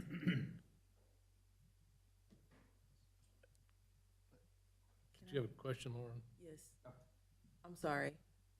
When you read the motion, I wanted to make sure that I mentioned this too. I'm so sorry. The open space allowed in the home lots of minor subdivisions, I do want to call that out because that's another that goes with the changes with the, as well. Currently, you're not allowed to have open space in the home lots in minor subdivisions.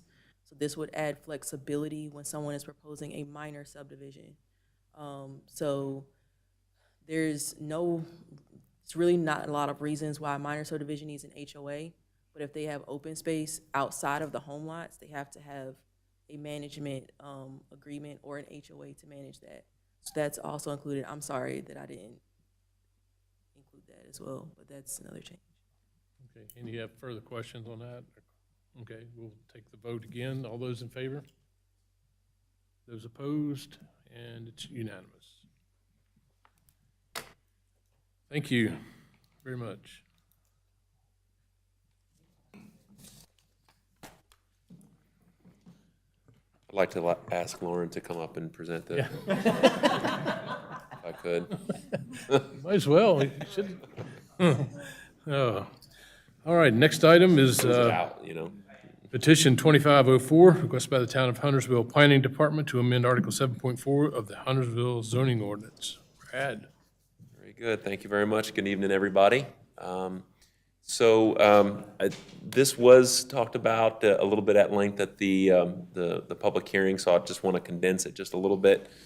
But at the end, I'll be happy to answer any questions that you have. So tree mitigation, why are we looking at it? The 2040 plan kind of asked staff to regularly, in the town, to regularly look and revise tree mitigation options. So staff went and took this to the Environmental Sustainability Committee. The committee made a recommendation to the town board, and the town board asked staff to draft a recommendation. So that's why we're here talking about tree mitigation tonight. Just a brief, what is tree mitigation? Well, the town does have tree save requirements. And this box, in a nutshell, is pretty much the tree save requirements. And there's two parts. On the far left, you see there's canopy, meaning if you're in rural on the top left there, and you have a wooded site, 50% of the existing trees or the wooded area, the acreage is required to be saved. But then you go to the far right, the second part of the tree save requirements is individual specimen trees. So these are either large trees, 24 inches in caliper and above, like an oak or a maple, or small maturing trees like a dogwood or a redbud or a cherry tree that's over 12 inches in caliper and above. So there's two different types of tree save in our ordinance, and these are the requirements based on the zoning district. And you see the less intense use has the more tree save requirements. For instance, a rural residential requirement, you're expected to save more trees, because you're going to be less dense, you're going to have open space, you're going to have streams, and so you're going to have more opportunity to save trees in that environment. The further you go down, the more intense, the more density that is allowed, the less tree save requirement there is. And so that is pretty much in our ordinance and pretty much in everybody's ordinance who has tree save requirements. That's the kind of principle that kind of exists. So these numbers are not proposed to change. They haven't changed since 2003. What we're looking to change is the tree save mitigation. So what is tree save mitigation? Point out, it's the little footnotes. The footnotes always get you. So we gotta talk about the footnotes. So the footnotes is basically a paragraph underneath that graph in that table that says, well, here's your tree save requirements, but you can mitigate or you can replace the trees on the site, or you can contribute funds to have a certain amount of trees planted in a different location. So it essentially says you don't have to save those trees. You can replace them if you need to. So that's what mitigation is. It's flexibility from the tree save ordinance. So going back in the history, again, pre-2015, I'll just go through these and you can ask me questions at the end. Pre-2015, 2015, 2020, there was an effort to really increase the amount of tree mitigation for specimen trees. Through various committees, the planning board would appoint committees to take a look at the mitigation, to up the requirements, to say, what's the problem? They looked at it and said, well, canopy, tree save canopy is not our problem. Specimen trees is what we run into. Mostly commercial properties, mostly mixed-use development, and saving specimen trees is more difficult and more of a challenge than residential. So what's happened through the last decade, there's been a lot of careful effort to try to balance property rights and development rights, development feasibility, with the effort and the plans to save more mature trees. For the last decade, it's been a balance, and it's kind of been a progressive increase of mitigation requirements to try to encourage developments to save trees, right? So where are we now is, well, we've changed the ordinance requirements where if someone does mitigate, staff believes we're getting equal value of what's being removed in regard to the amount of trees. But we're not saving mature trees like we would like to, and I think that the ordinance is looking to do. And the illustration I used with the town board for the public hearing is, you know, when we get an application in for a development, whatever it is, commercial, residential, and we review it for the first time and we say, well, you know, the tree save requirements are not being met. Here are your options. Let's redesign to save more trees, or here's the calculation for mitigation. Every single time it's mitigation. There's no redesign to try to save more trees, right? So that's basically saying we're getting more mitigation, but we're not getting the mature trees that we'd like to get. And that's been the discussion. So staff drafted some language that essentially puts a cap on the mitigation. That's the next step, because we went through the last decade, encourage. So the next step is, well, you gotta keep some. And that's essentially what this recommended text amendment is gonna do. So for residential, again, keeping with that principle of the residential, you're kind of expected to save more. So it says that there's a 30% cap on the tree save, meaning 70% of required trees should remain. Then for commercial, it's a 50-50 split. 50 for mitigation, and then 50 physically has to stay. A couple other items, heritage trees. These are the champion trees that, you know, go 50, 60 inches in width. They could qualify to be on the champion North Carolina tree list, or very close to qualifying.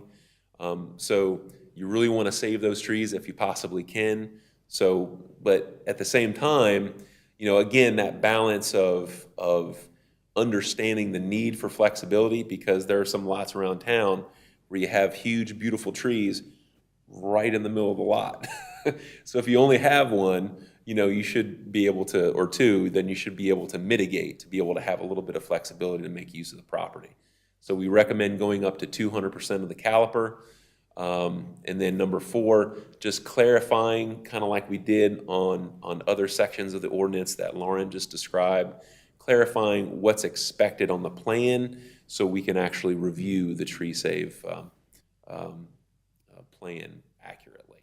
And then also what's to be mitigated if that tree save area that was approved is physically disturbed. So, but even with these caps, even with the requirement that some trees physically remain, the option for the developer is still to be able to ask for a conditional district rezoning, where they can go to the town board to ask for flexibility from the tree save ordinance. To say, well, you know what, here's the situation. I'm doing a big industrial site, got to flatten the thing. It causes a lot of grading, going to have to mitigate more. Then the town board can get into that discussion about, okay, so here's the flexibility, the modification. However, can we ask for some excellence in design? What can we get back environmentally that's going to help us in this situation? So that becomes a discussion.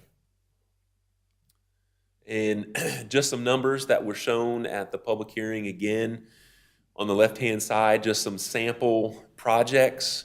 And then on the second column, you have what their required tree save was. And the next column to the right is what was actually saved on the site. And then on the far right, what these developments would be required to save if this ordinance would have been in effect at that time. So you see in the second from the right, we are getting tree save. It's not like we're getting zero, we're getting some.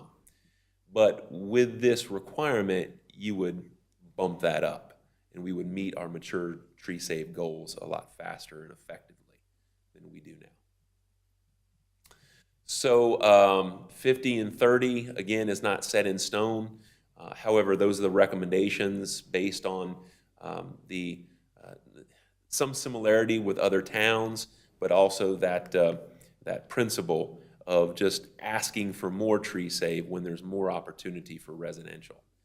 And again, just a little bit of backup numbers to essentially say that, we are getting a lot of mitigation and not as much mature tree save. Back in 2022, we had about $125,000 in the tree fund bank. And as of today, in 3 years, it increased 228%. So we're getting a lot of contribution, but again, the mature tree save isn't matching up there. So staff feels that it's really keeping in with the several policies of the 2040 plan.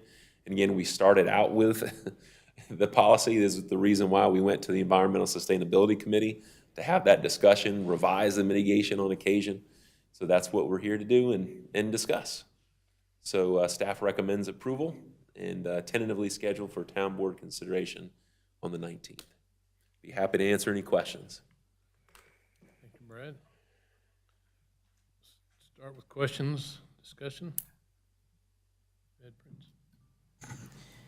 Okay, my question is, have the mitigation or maybe tree save mechanism prevented any developer from coming to the town? Would it stop any developer from coming to the town? My guess would be no. So far, we have tree save requirements, and there's no shortage of applications. And a lot of times with still having that flexibility of a conditional district rezoning, our guess is perhaps conditional rezonings might tick up a little bit to ask for modifications, but then that would be something that the town board could approve. And so it's not a hard no, but it makes it more viable for, again, going back to when an applicant comes in and says, well, here's our site plan. We say, well, you're not meeting the tree save right now. Let's rediscuss. In our mind, it makes it more likely that there would be a redesign to save trees in that scenario, because the rezoning, and it does take some time to rezone. So when it's really needed, our thought is they're going to rezone. But if they can redesign, they would redesign. That's what we think the difference is going to be in the text amendment. So, and that does take into consideration like the buffer and all the kinds of things that were previously said by Lauren? Correct. So that gets into the details of if they're saving the buffer, they get credit for that buffer, if they're saving mature trees. But again, what happens sometimes is they have a buffer and we encourage mature trees, but they encroach into that buffer, so they don't get credit for it. Thank you. I just want to do a quick clarification on the 200% of the caliper. So go back to that slide. If you have like 40-inch, used 40-inch, for example, that's 80 inches of caliper is what you would have to replace. So like 42-inch trees. That's correct. Takes a lot of room to plant that many trees. And then the other question is back to the surplus kind of in the bank. What's the long-term plan for that, $400,000? Are we planting trees in parks? I mean, what are we doing with that additional funds? Yeah, so that's the current plan, working with Park and Recreation to plant them in parks, planning on road projects, street right-of-way, where we're putting in street trees, and public facilities where there's a need. There's some facilities that there are some trees dying that we can replace. And so having those trees and using for public facilities and public rights-of-way is the current plan. This is just another one off of that. Is there like a plan for certain size tree? Depends on the area. Are we planting back, 6-inch trees, 2-inch trees, and just playing the long game, or what? Generally, it's the 2 inches. I mean, the applicant can choose the inches that they want. However, when you get into the larger amount of trees in regard to planting, as far as caliper, it's harder to keep them. And I don't know if you remember, but we planted, when we did the town center building in our plaza, we planted 4-inch caliper trees that were larger, and they had immediately a bigger canopy, but they died. The health was poor. So when you have a lower inch tree, and this is what arborists recommend as well, they're easier to transplant, they're easier to grow in harsher conditions, and they're gonna thrive better if you start young. So the 2 inches is generally what we get for mitigation.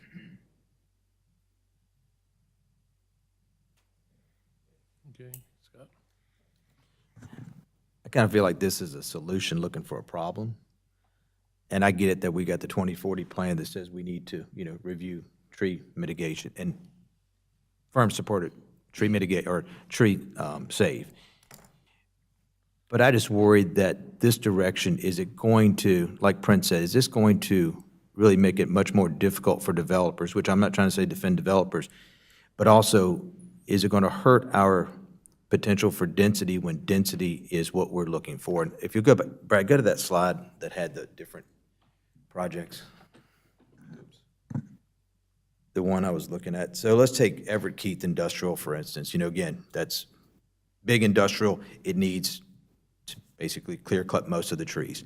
And they were able to only save 7 specimen trees. If this was passed, they would now be required to save 11 heritage trees and 11 specimen trees.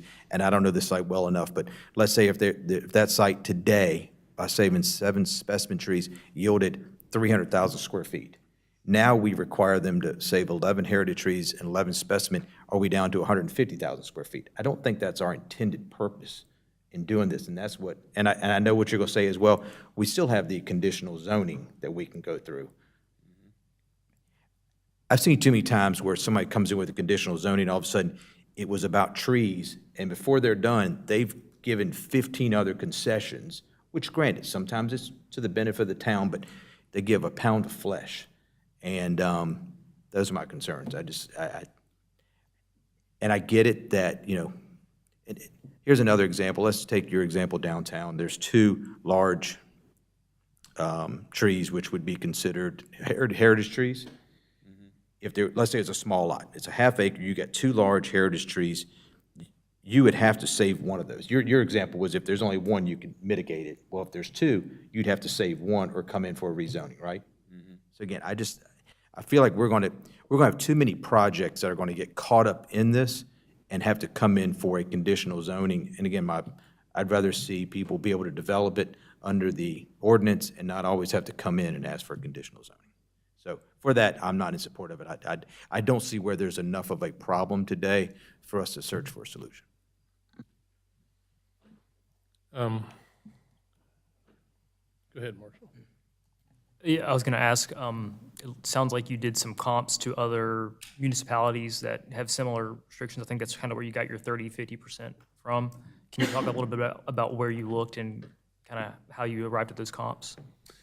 So the tree save ordinances, or the lack of tree save ordinances, just varies very much throughout the town.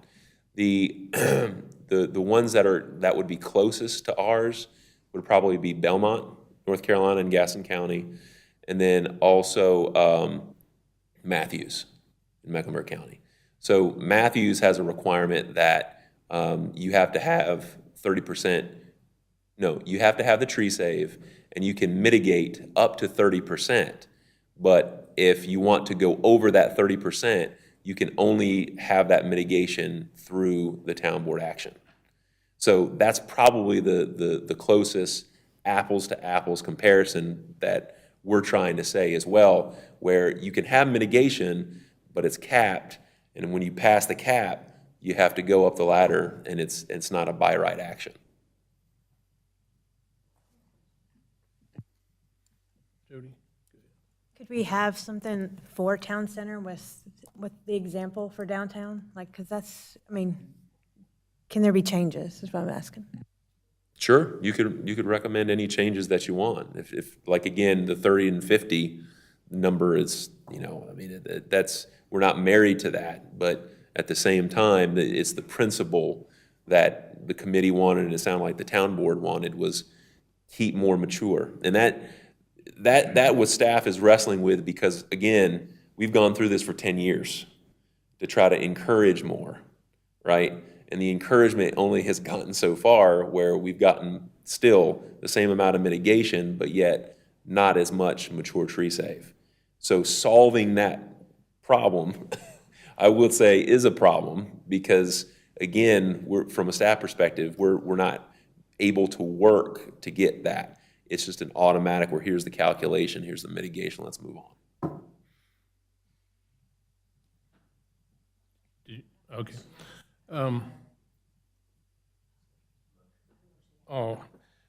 I do have a question or two, or a few, real quick. I'm kind of agree with what Scott said about maybe studying this a little bit more. I looked at some smaller sites, and I took, actually my office, for example. I was like, okay, we got 4 trees. We'd had to rezone that site just to get a, office that looks like a house with a few parking spaces. And on small sites, I think it's real restrictive, especially if you have a tree or two that's kind of in the way, or a small subdivision where you have, a couple trees and you're trying to work around that. I think it needs to be looked at a little bit more. Another thing on this chart that we don't see is how many trees that were actually planted, because you can't count the trees like that you plant along the perimeter, parking lot, buffer, as any mitigation. So we have a great tree ordinance from a replacement, we plant a lot of trees, and that's great. And, you look at subdivisions that have been here, like, say, Macaulay, or over in Brookdale Village even, where you got nice trees that were never there originally. And I think it's still, I think it's restricted, but I think we need to look at some other sites as well. And as far as the tree fund, have we spent any money on that yet? Or is it? Not yet, but we have a project in mind where a good chunk of it will probably go. I think, I think as a town, we need to, I think it would be very responsible to try to get that moving forward. And I appreciate you saying that there's a plan already in place. Other thing is, like, if you have a lot of 16-inch trees or 23-inch trees or 8-inch dogwoods, they'll count for canopy, but they don't count as specimen trees. So it would be nice if you could get points and credit for a nice 20-inch tree as a specimen tree. So I think there's some pieces in here that I would prefer to see tighten up a little bit. Just thoughts.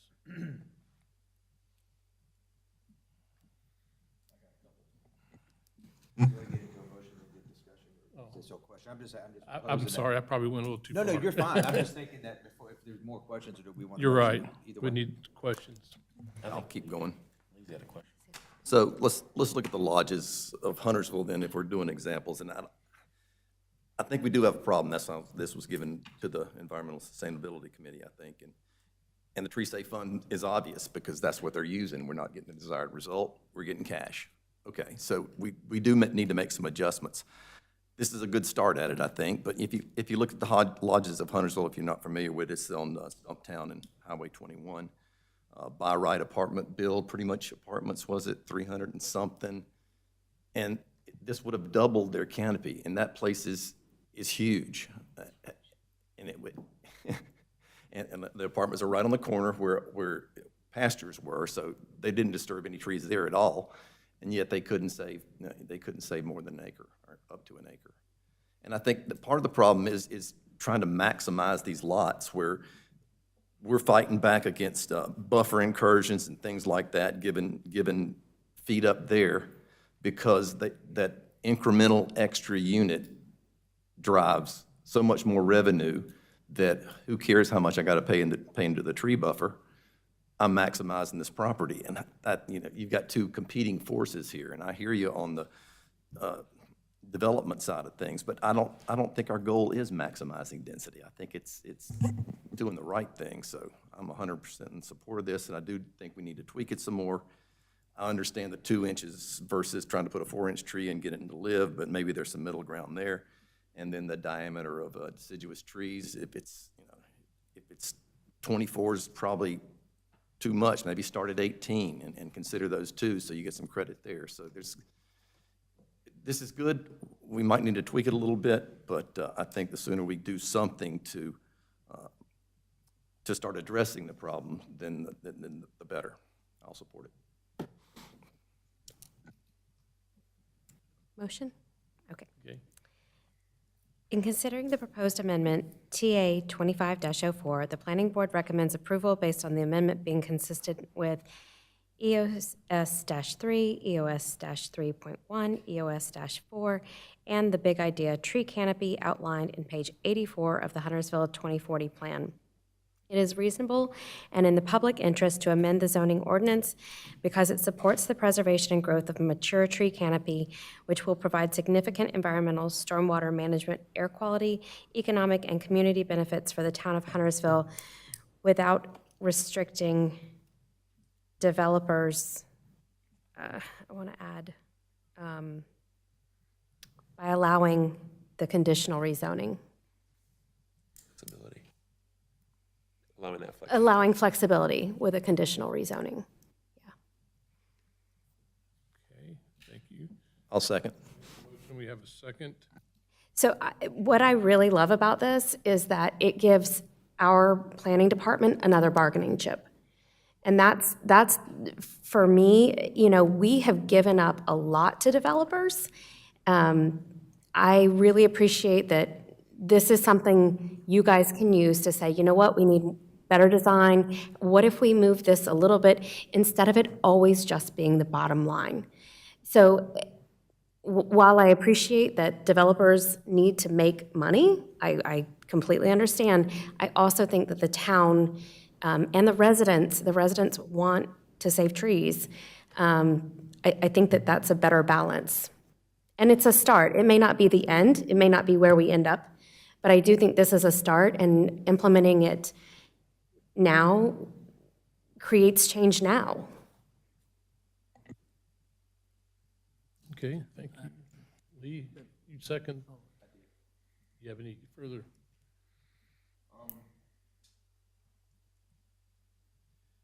Sure, so I just flipped over to page 84 of the community plans.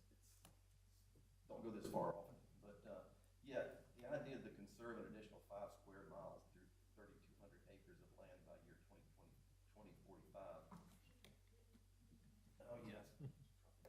I don't know if it's better you hear me or not. Okay, so page 84 that was referenced in the motion deals with future plans for tree save and such, and one of them is conserve an additional 5 square miles of land by the year 2045. So maybe that's something we could focus our resources on to try to start doing some land preservation, which reminded me of a policy where we were on vacation a few weeks ago. Every time real estate sells, 2% of the sale price goes into land reserves. And everywhere you went up there, you'd go in the next block, big land reserve. I know that's not for us, but it's a great idea just to try to get a handle on rapid expansion development. We've got to do something. I mean, this is something. Does it need to be tweaked? Yeah. Have you been working on this for the last 5 years? Yes. And we've had special committees that spend a year on this. So I don't think we can dismiss it just by saying it's going to drive away development, because it's not. Development's coming. But here's a way to try to shape it to something we can all live with. I just want to add that this benefits the current residents, and that's something that we really need to consider carefully, because we are in such a rush to invite new people in, and we're so worried about making it easy for developers to bring new people in. This benefits us. So, I don't know, just adding that. Just my thoughts. I think sometimes we get so focused on preserving what is here and now, and don't always look at what is this going to look like, this community is going to look like in 10, 15, 20 years. And I get you, like I said, let's protect the people that are here now, but I look at just simple example, it's a heritage tree today that is big and beautiful. Those things will eventually die. And is it going to die in 2 years, 5 years, 10 years? Would you rather sacrifice that one tree today and get 20 trees planted in lieu of that tree, spread out, that hopefully all 20 of those are now a future canopy? So that's where sometimes, this mitigation, I think, is a good thing. I don't think that, saving each and every tree is always the best thing. I'm not trying to say we take them all down, but I think we got to look at the long game too, and not just look at how do we preserve each and every individual one, and look at how can we make this truly better in 10, 15, 20 years.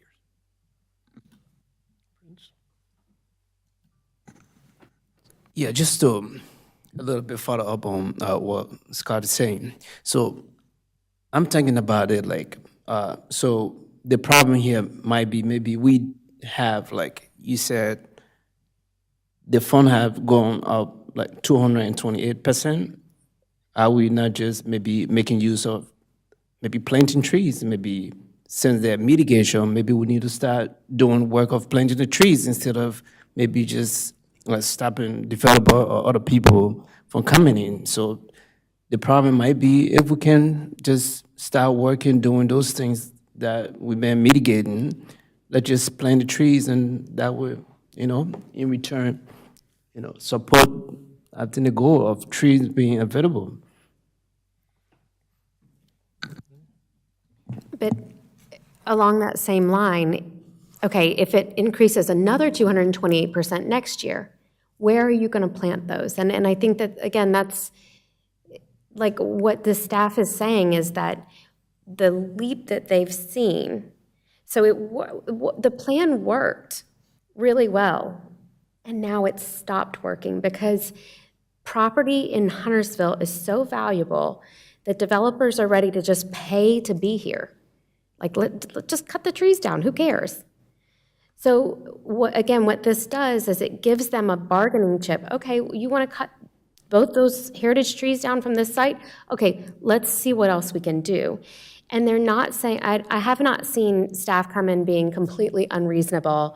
In fact, I remember recently, maybe 3-4 months ago, we had a development where there was a stream that ran through the community, and we made a lot of concessions. There was a lot of back and forth on that, and that's what I've seen our staff do.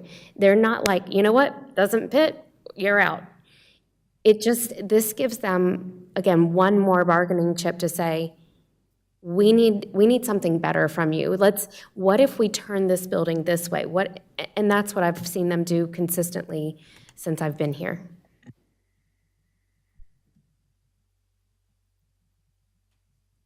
Anyone else? But we are looking into the future. We are trying to implement the 2040 plan. That is 10 and 15 years down the road. So this all supports that. So when you say it's, supporting the people that are already here, but we're trying to do the plan. That's what we're charged with. So that's where I'll leave that one. I guess I go back to the small sites. I didn't really think about it that way. If you have a half-acre site or acre site, specifically around here where we're trying to develop for the people that are here, if you come in and you say, hey, I got to take these 2 heritage trees, I feel like it's going to be real easy to say, no thanks. We don't want to lose the heritage trees. And there might not be a way to work around it. So I don't know. I was all for it, and now I'm seeing some holes in it, and I don't know where the in-between is. And that's what I was saying is you have a 70, 100-acre subdivision. I'd have no issue at all with this. I think it works. It's the smaller sites, because you have flexibility there. You don't have flexibility on smaller sites. So maybe there's an acreage thing that could work it out, you get a 36-inch tree, that's, 82 feet across, because you got your drip line and then 5 extra feet on each side. That takes up a huge area that's totally, and on a small site, it makes a big difference. So that's why I was saying a little bit more study, especially with smaller sites, would be beneficial. Have you seen this issue come up much with small sites? Where there's a need for 100% mitigation, I'd say no. So, I mean, when you look, I think the graph that we showed is indicative of kind of what we get. There is trees that are saved, usually. But I mean, Jay's point is fair in regard to the smaller the site, the harder it is, depending upon where the trees are. Because remember, the specimen tree save is the commercial. There's no canopy for commercial. So it's just, do you have specimen trees, and where are they? Does it make it hard? And I think that's where staff thought that the flexibility is needed, the rezonings are needed from time to time. And they might increase based on location. But then if that comes to the pass where it's like, you know, we got one tree, it's in the middle of the lot, we understand that we're gonna support that because there's no other option in that regard. So maybe, I guess, is the answer to the question. It just, I don't see where someone comes in and has to take away everything based on the small. Usually there's room for one or two trees to be saved. So, and then again, in the language, it's written to have that flexibility based on commercial. You know, the cap is 30 for residential, it's 50 for commercial. So, you know, it's built in where you understand that you need more flexibility for the smaller lots, the more intense lots. Maybe there's more intensity. If the board wants to recommend more flexibility in that regard, then that's fine as well. Staff understands that. I think where we're coming from, and I think where the town board and the committee was coming from, is we got to take a step to draw a line in the sand to say you can have some mitigation, but the mature trees, there's value in that. Even though we're getting trees back, we're getting inch for inch, there's value in taking the mature trees down that we're missing in environmental protection and stormwater protection, air quality, aesthetics. We hear that, right? And so we want to save more trees. How do we do that? There's a line in the sand. And that's kind of where we are. Can we talk about Holbrook's Phase 2 as a perfect example of this? So what it is now, sorry, Brian. So you've got heritage trees right in the middle of the site, pretty much. And those are gone on this point. Specimen trees, right. Specimen trees, yeah. Right. Yeah. Well, they could be heritage, two of them could be anyway. And under this, I mean, they would probably have to save a couple more, but the center of the site would still be, I mean, those trees would still come down. And I don't think anybody's walked back there yet. It's a beautiful piece of property, and it provides the shade when you're sitting at 760. That's why everybody gets up against the property line over there, but you'll have an apartment building shading you. Yeah, and I'm not 100% familiar with the numbers, but to your point, it's a lot of development in a small area. It's a really big building. With the saved trees that they were saving, plus maybe some ones in the back right corner adjacent to 760, they might have been okay. So it's just, where are they and what is the exact numbers? Right. So, but on a small site, it's usually redevelopment. There was something there already, and now there's going to be something different there. Right. Chances are it's going to have a much larger footprint than the thing that was there. Right. So chances are all your trees, existing trees that get saved are going to be in the buffers. Jay, Because they're maxing out the footprint. is there, your big concern is the small lots. Is there a size recommendation? That's what I was getting at, I mean, because we can amend it, and I have no idea, because but yes, I mean, I don't know, I'm throwing out 3 acres, I don't know. I think it makes sense to do that. I think it's a great idea. What would you recommend if we were talking about excluding small sites? And what is a small site? You know,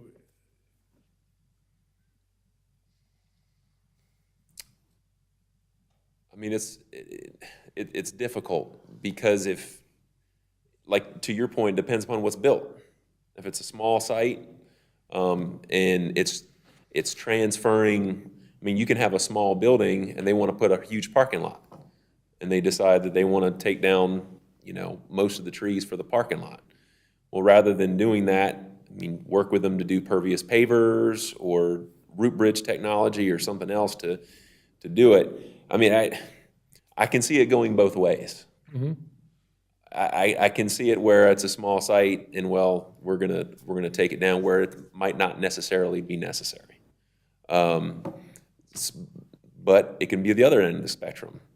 So I don't know. I mean, having that conditional rezoning capability, that's something that the town board you can elevate it to the town board level, and they can make that decision about, was it good? Did they do enough to save it or not? You know, I think that's where staff is.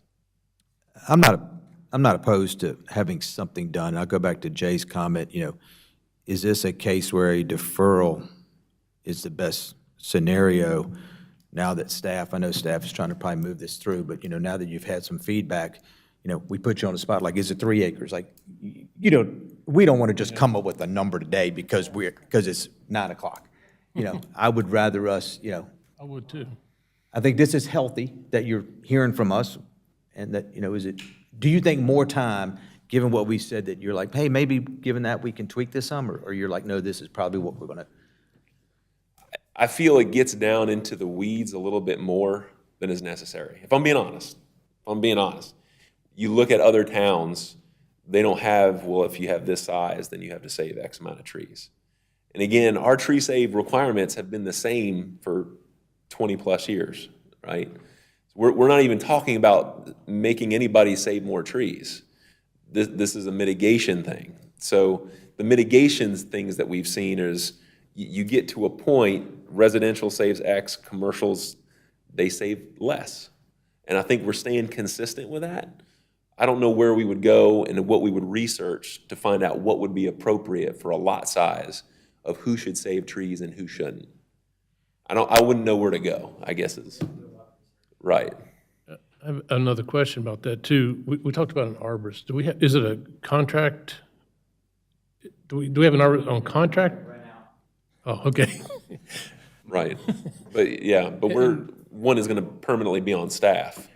Right. And what I was getting at is like, okay, maybe there's also flexibility in the definition of tree save. Like, for example, you know, having an arborist to come out and, you know, do, you know, like Brad was saying, you know, the deep root feeding, you know, suspended slab concrete and stuff like that. You could save a tree that doesn't meet the definition of what's in the ordinance with, you know, given that drip line plus 5 feet. And then, because I think you could save more trees that way. I think people would be, we could count more trees to be saved, and they would be saved, because it's easier to save them than to take them out in areas like that. That would be a nice. I would agree with that from a staff perspective, to have more flexibility in the tree save definition based on arborist-approved techniques. Yeah, right. I mean, that's something that, I mean, when we get the arborist on board, we've got plans for those type of discussions to be had. Related, maybe not related, do we know if our tree canopy in this community has decreased or increased over the last decade? So in the 2040 plan, I believe it does lay out, and we've got numbers where it has decreased, but not significantly. Is that right, Brian? It's decreased, but not significantly. And in relation to our neighbors, we've done quite well. And that has been because of the replanting, because the replantings are counted and seen in that aerial photography study that was done. So, yes, to answer your question, we're doing okay in regard. We've decreased, but not as bad as our surrounding neighbors. Was that decrease 1%, 10%? Like, how big of a decrease was it? I'd have to do some more research on that, look it up.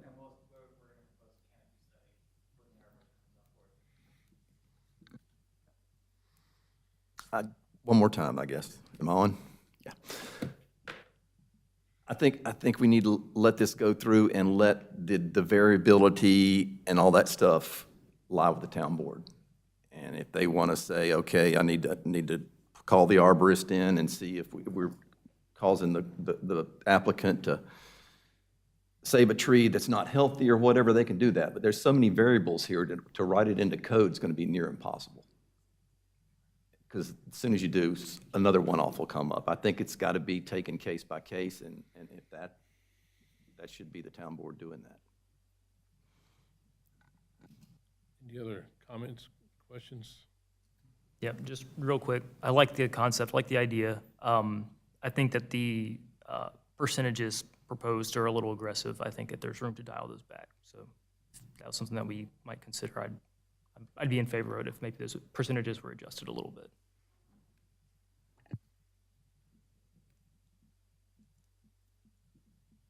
Any other discussion?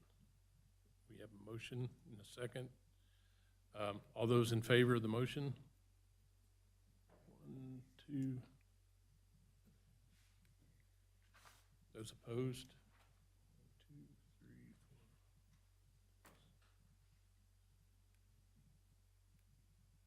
4. Okay, 2-6. That's what I had. So, Yeah, so, I mean, if that one failed, if there's not another motion to Right. deny, may want to make a motion to.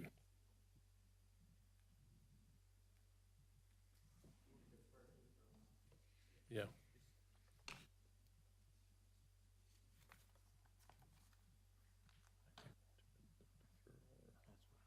I can make a motion to defer it. Okay. I'd like to make a motion in considering the proposed amendment 2508. The planning board recommends deferral for, I guess we need for additional study to address some of the planning board concerns. So we need a timestamp on this, I guess, like 2508. I did the wrong one? 2504. Until the next meeting, August 26th at 6:30 PM here at the town center. Tracy, is that clean enough for me to second it? Okay.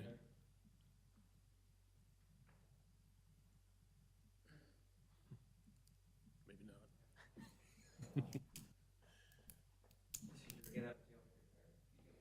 One, yeah. I'll second it. We have a motion and a second discussion. I have none. I think it would be, What Been I've said, said. again, I'm not Yeah. opposed to having some tweaks done to it. I just think that the staff has done a great job. This is not a reflection Yep. of you guys. I just think that, Marshall, I think you made a good point. Is it 30? Is it 50? I'd be more comfortable if we dialed it back. So, deferral. anybody else? Those in favor of the motion on the table? Those opposed? So it's unanimous, the deferral. All right. thank you. Thank you, Brad. A lot of work went into that. There's more. Yeah. All right, other business, we need to appoint a chair and a vice chair for the upcoming year. So we'll take nominations for chair. I'd like to nominate Jay Henson for the chair. Second.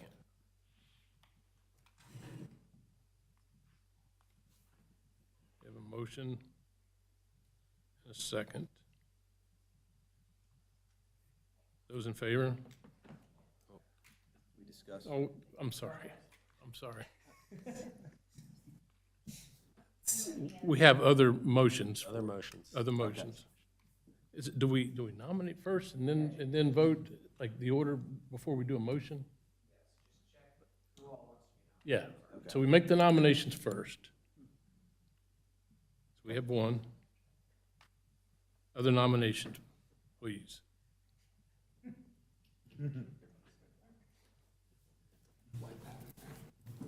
I'd like to nominate Lee Hallman. Lee.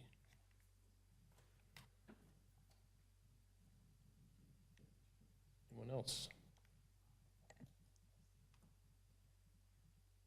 Okay, so I assume we vote on these one at a time, or?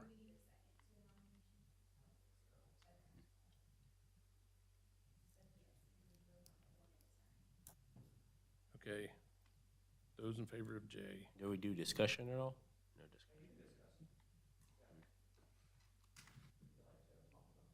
discussion. Yeah, Can y'all leave? yeah.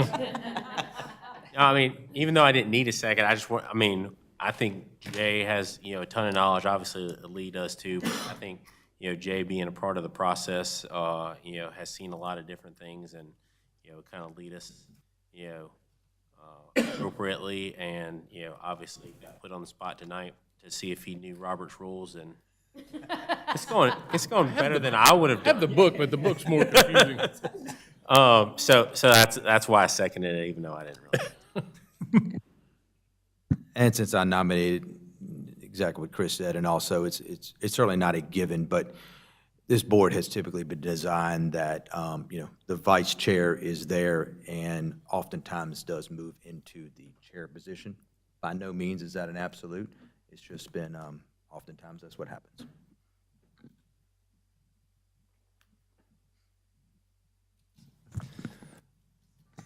Does Jay presides over his own elections? I'm sorry? Does the chair presides over his own elections? Do I accept? No. Does the chair presides over his own elections, is what I'm saying, like, Yeah, okay. I'm sorry. I'll chirp in here. I started a discussion with a lot of y'all last week about this position, and I've talked to Jay about it too, so might as well throw it out there. My concern was that Jay has a lot of projects going on, and he's probably, he's had to recuse a lot in the past, and I was just worried about how disruptive that would be, and talked to each one of you for the most part, the prior members. And then talked to Jay and said, no, he's got his project lineup is dwindling down where requests have died down to a point, or they've come to fruition to a point where he's working on actual site plans now, and the request process is through. So he won't be hindered with that. I think he said you had one more on Church Street to go, and so the vice chair needs to be aware of that there may be times. And my only other concern was it's a developer on this side of the dais when more than half the time, there'll be a developer on that side of the dais, and I didn't know if that was the best look for the town, but Jay is he's a great choice. He brings a lot of detail that none of us are aware of. He works with this stuff every day. He knows it inside and out, just like on Tree Save. He comes up with points that we didn't even think about, so he's definitely the right man for the job, and I'll support him. I will say I've only developed one project, so. Yeah, amateur.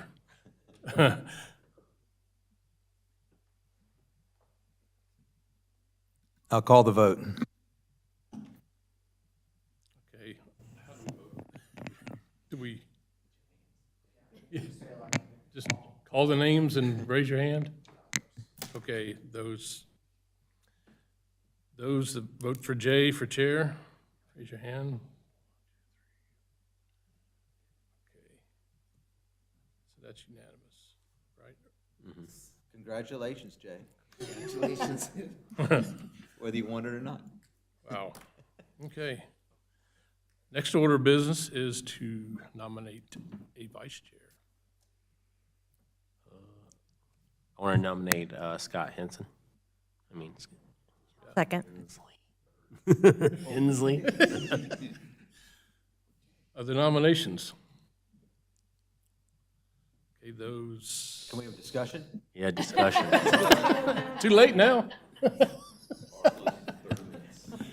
It doesn't sound like anybody else will be nominated. I appreciate you guys nominating me support. And I've always been reluctant to do chair or vice chair. Not that I would be reluctant to either one of them, but I do feel like I've got time now to commit to being vice chair. So I would not take this and even let you guys vote on it if I didn't feel confident that I've got the time to do it. So thank you for your confidence. Thank you.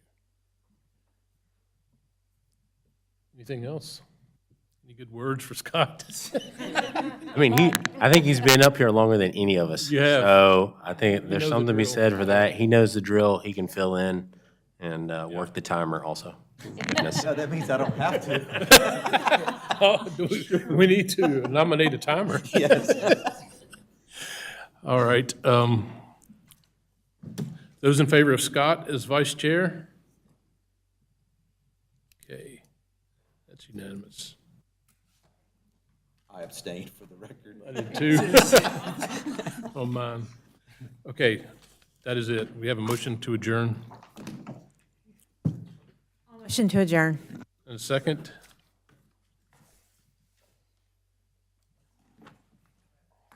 We get a second? Second. Marshall? All those in favor? Those opposed? Unanimous.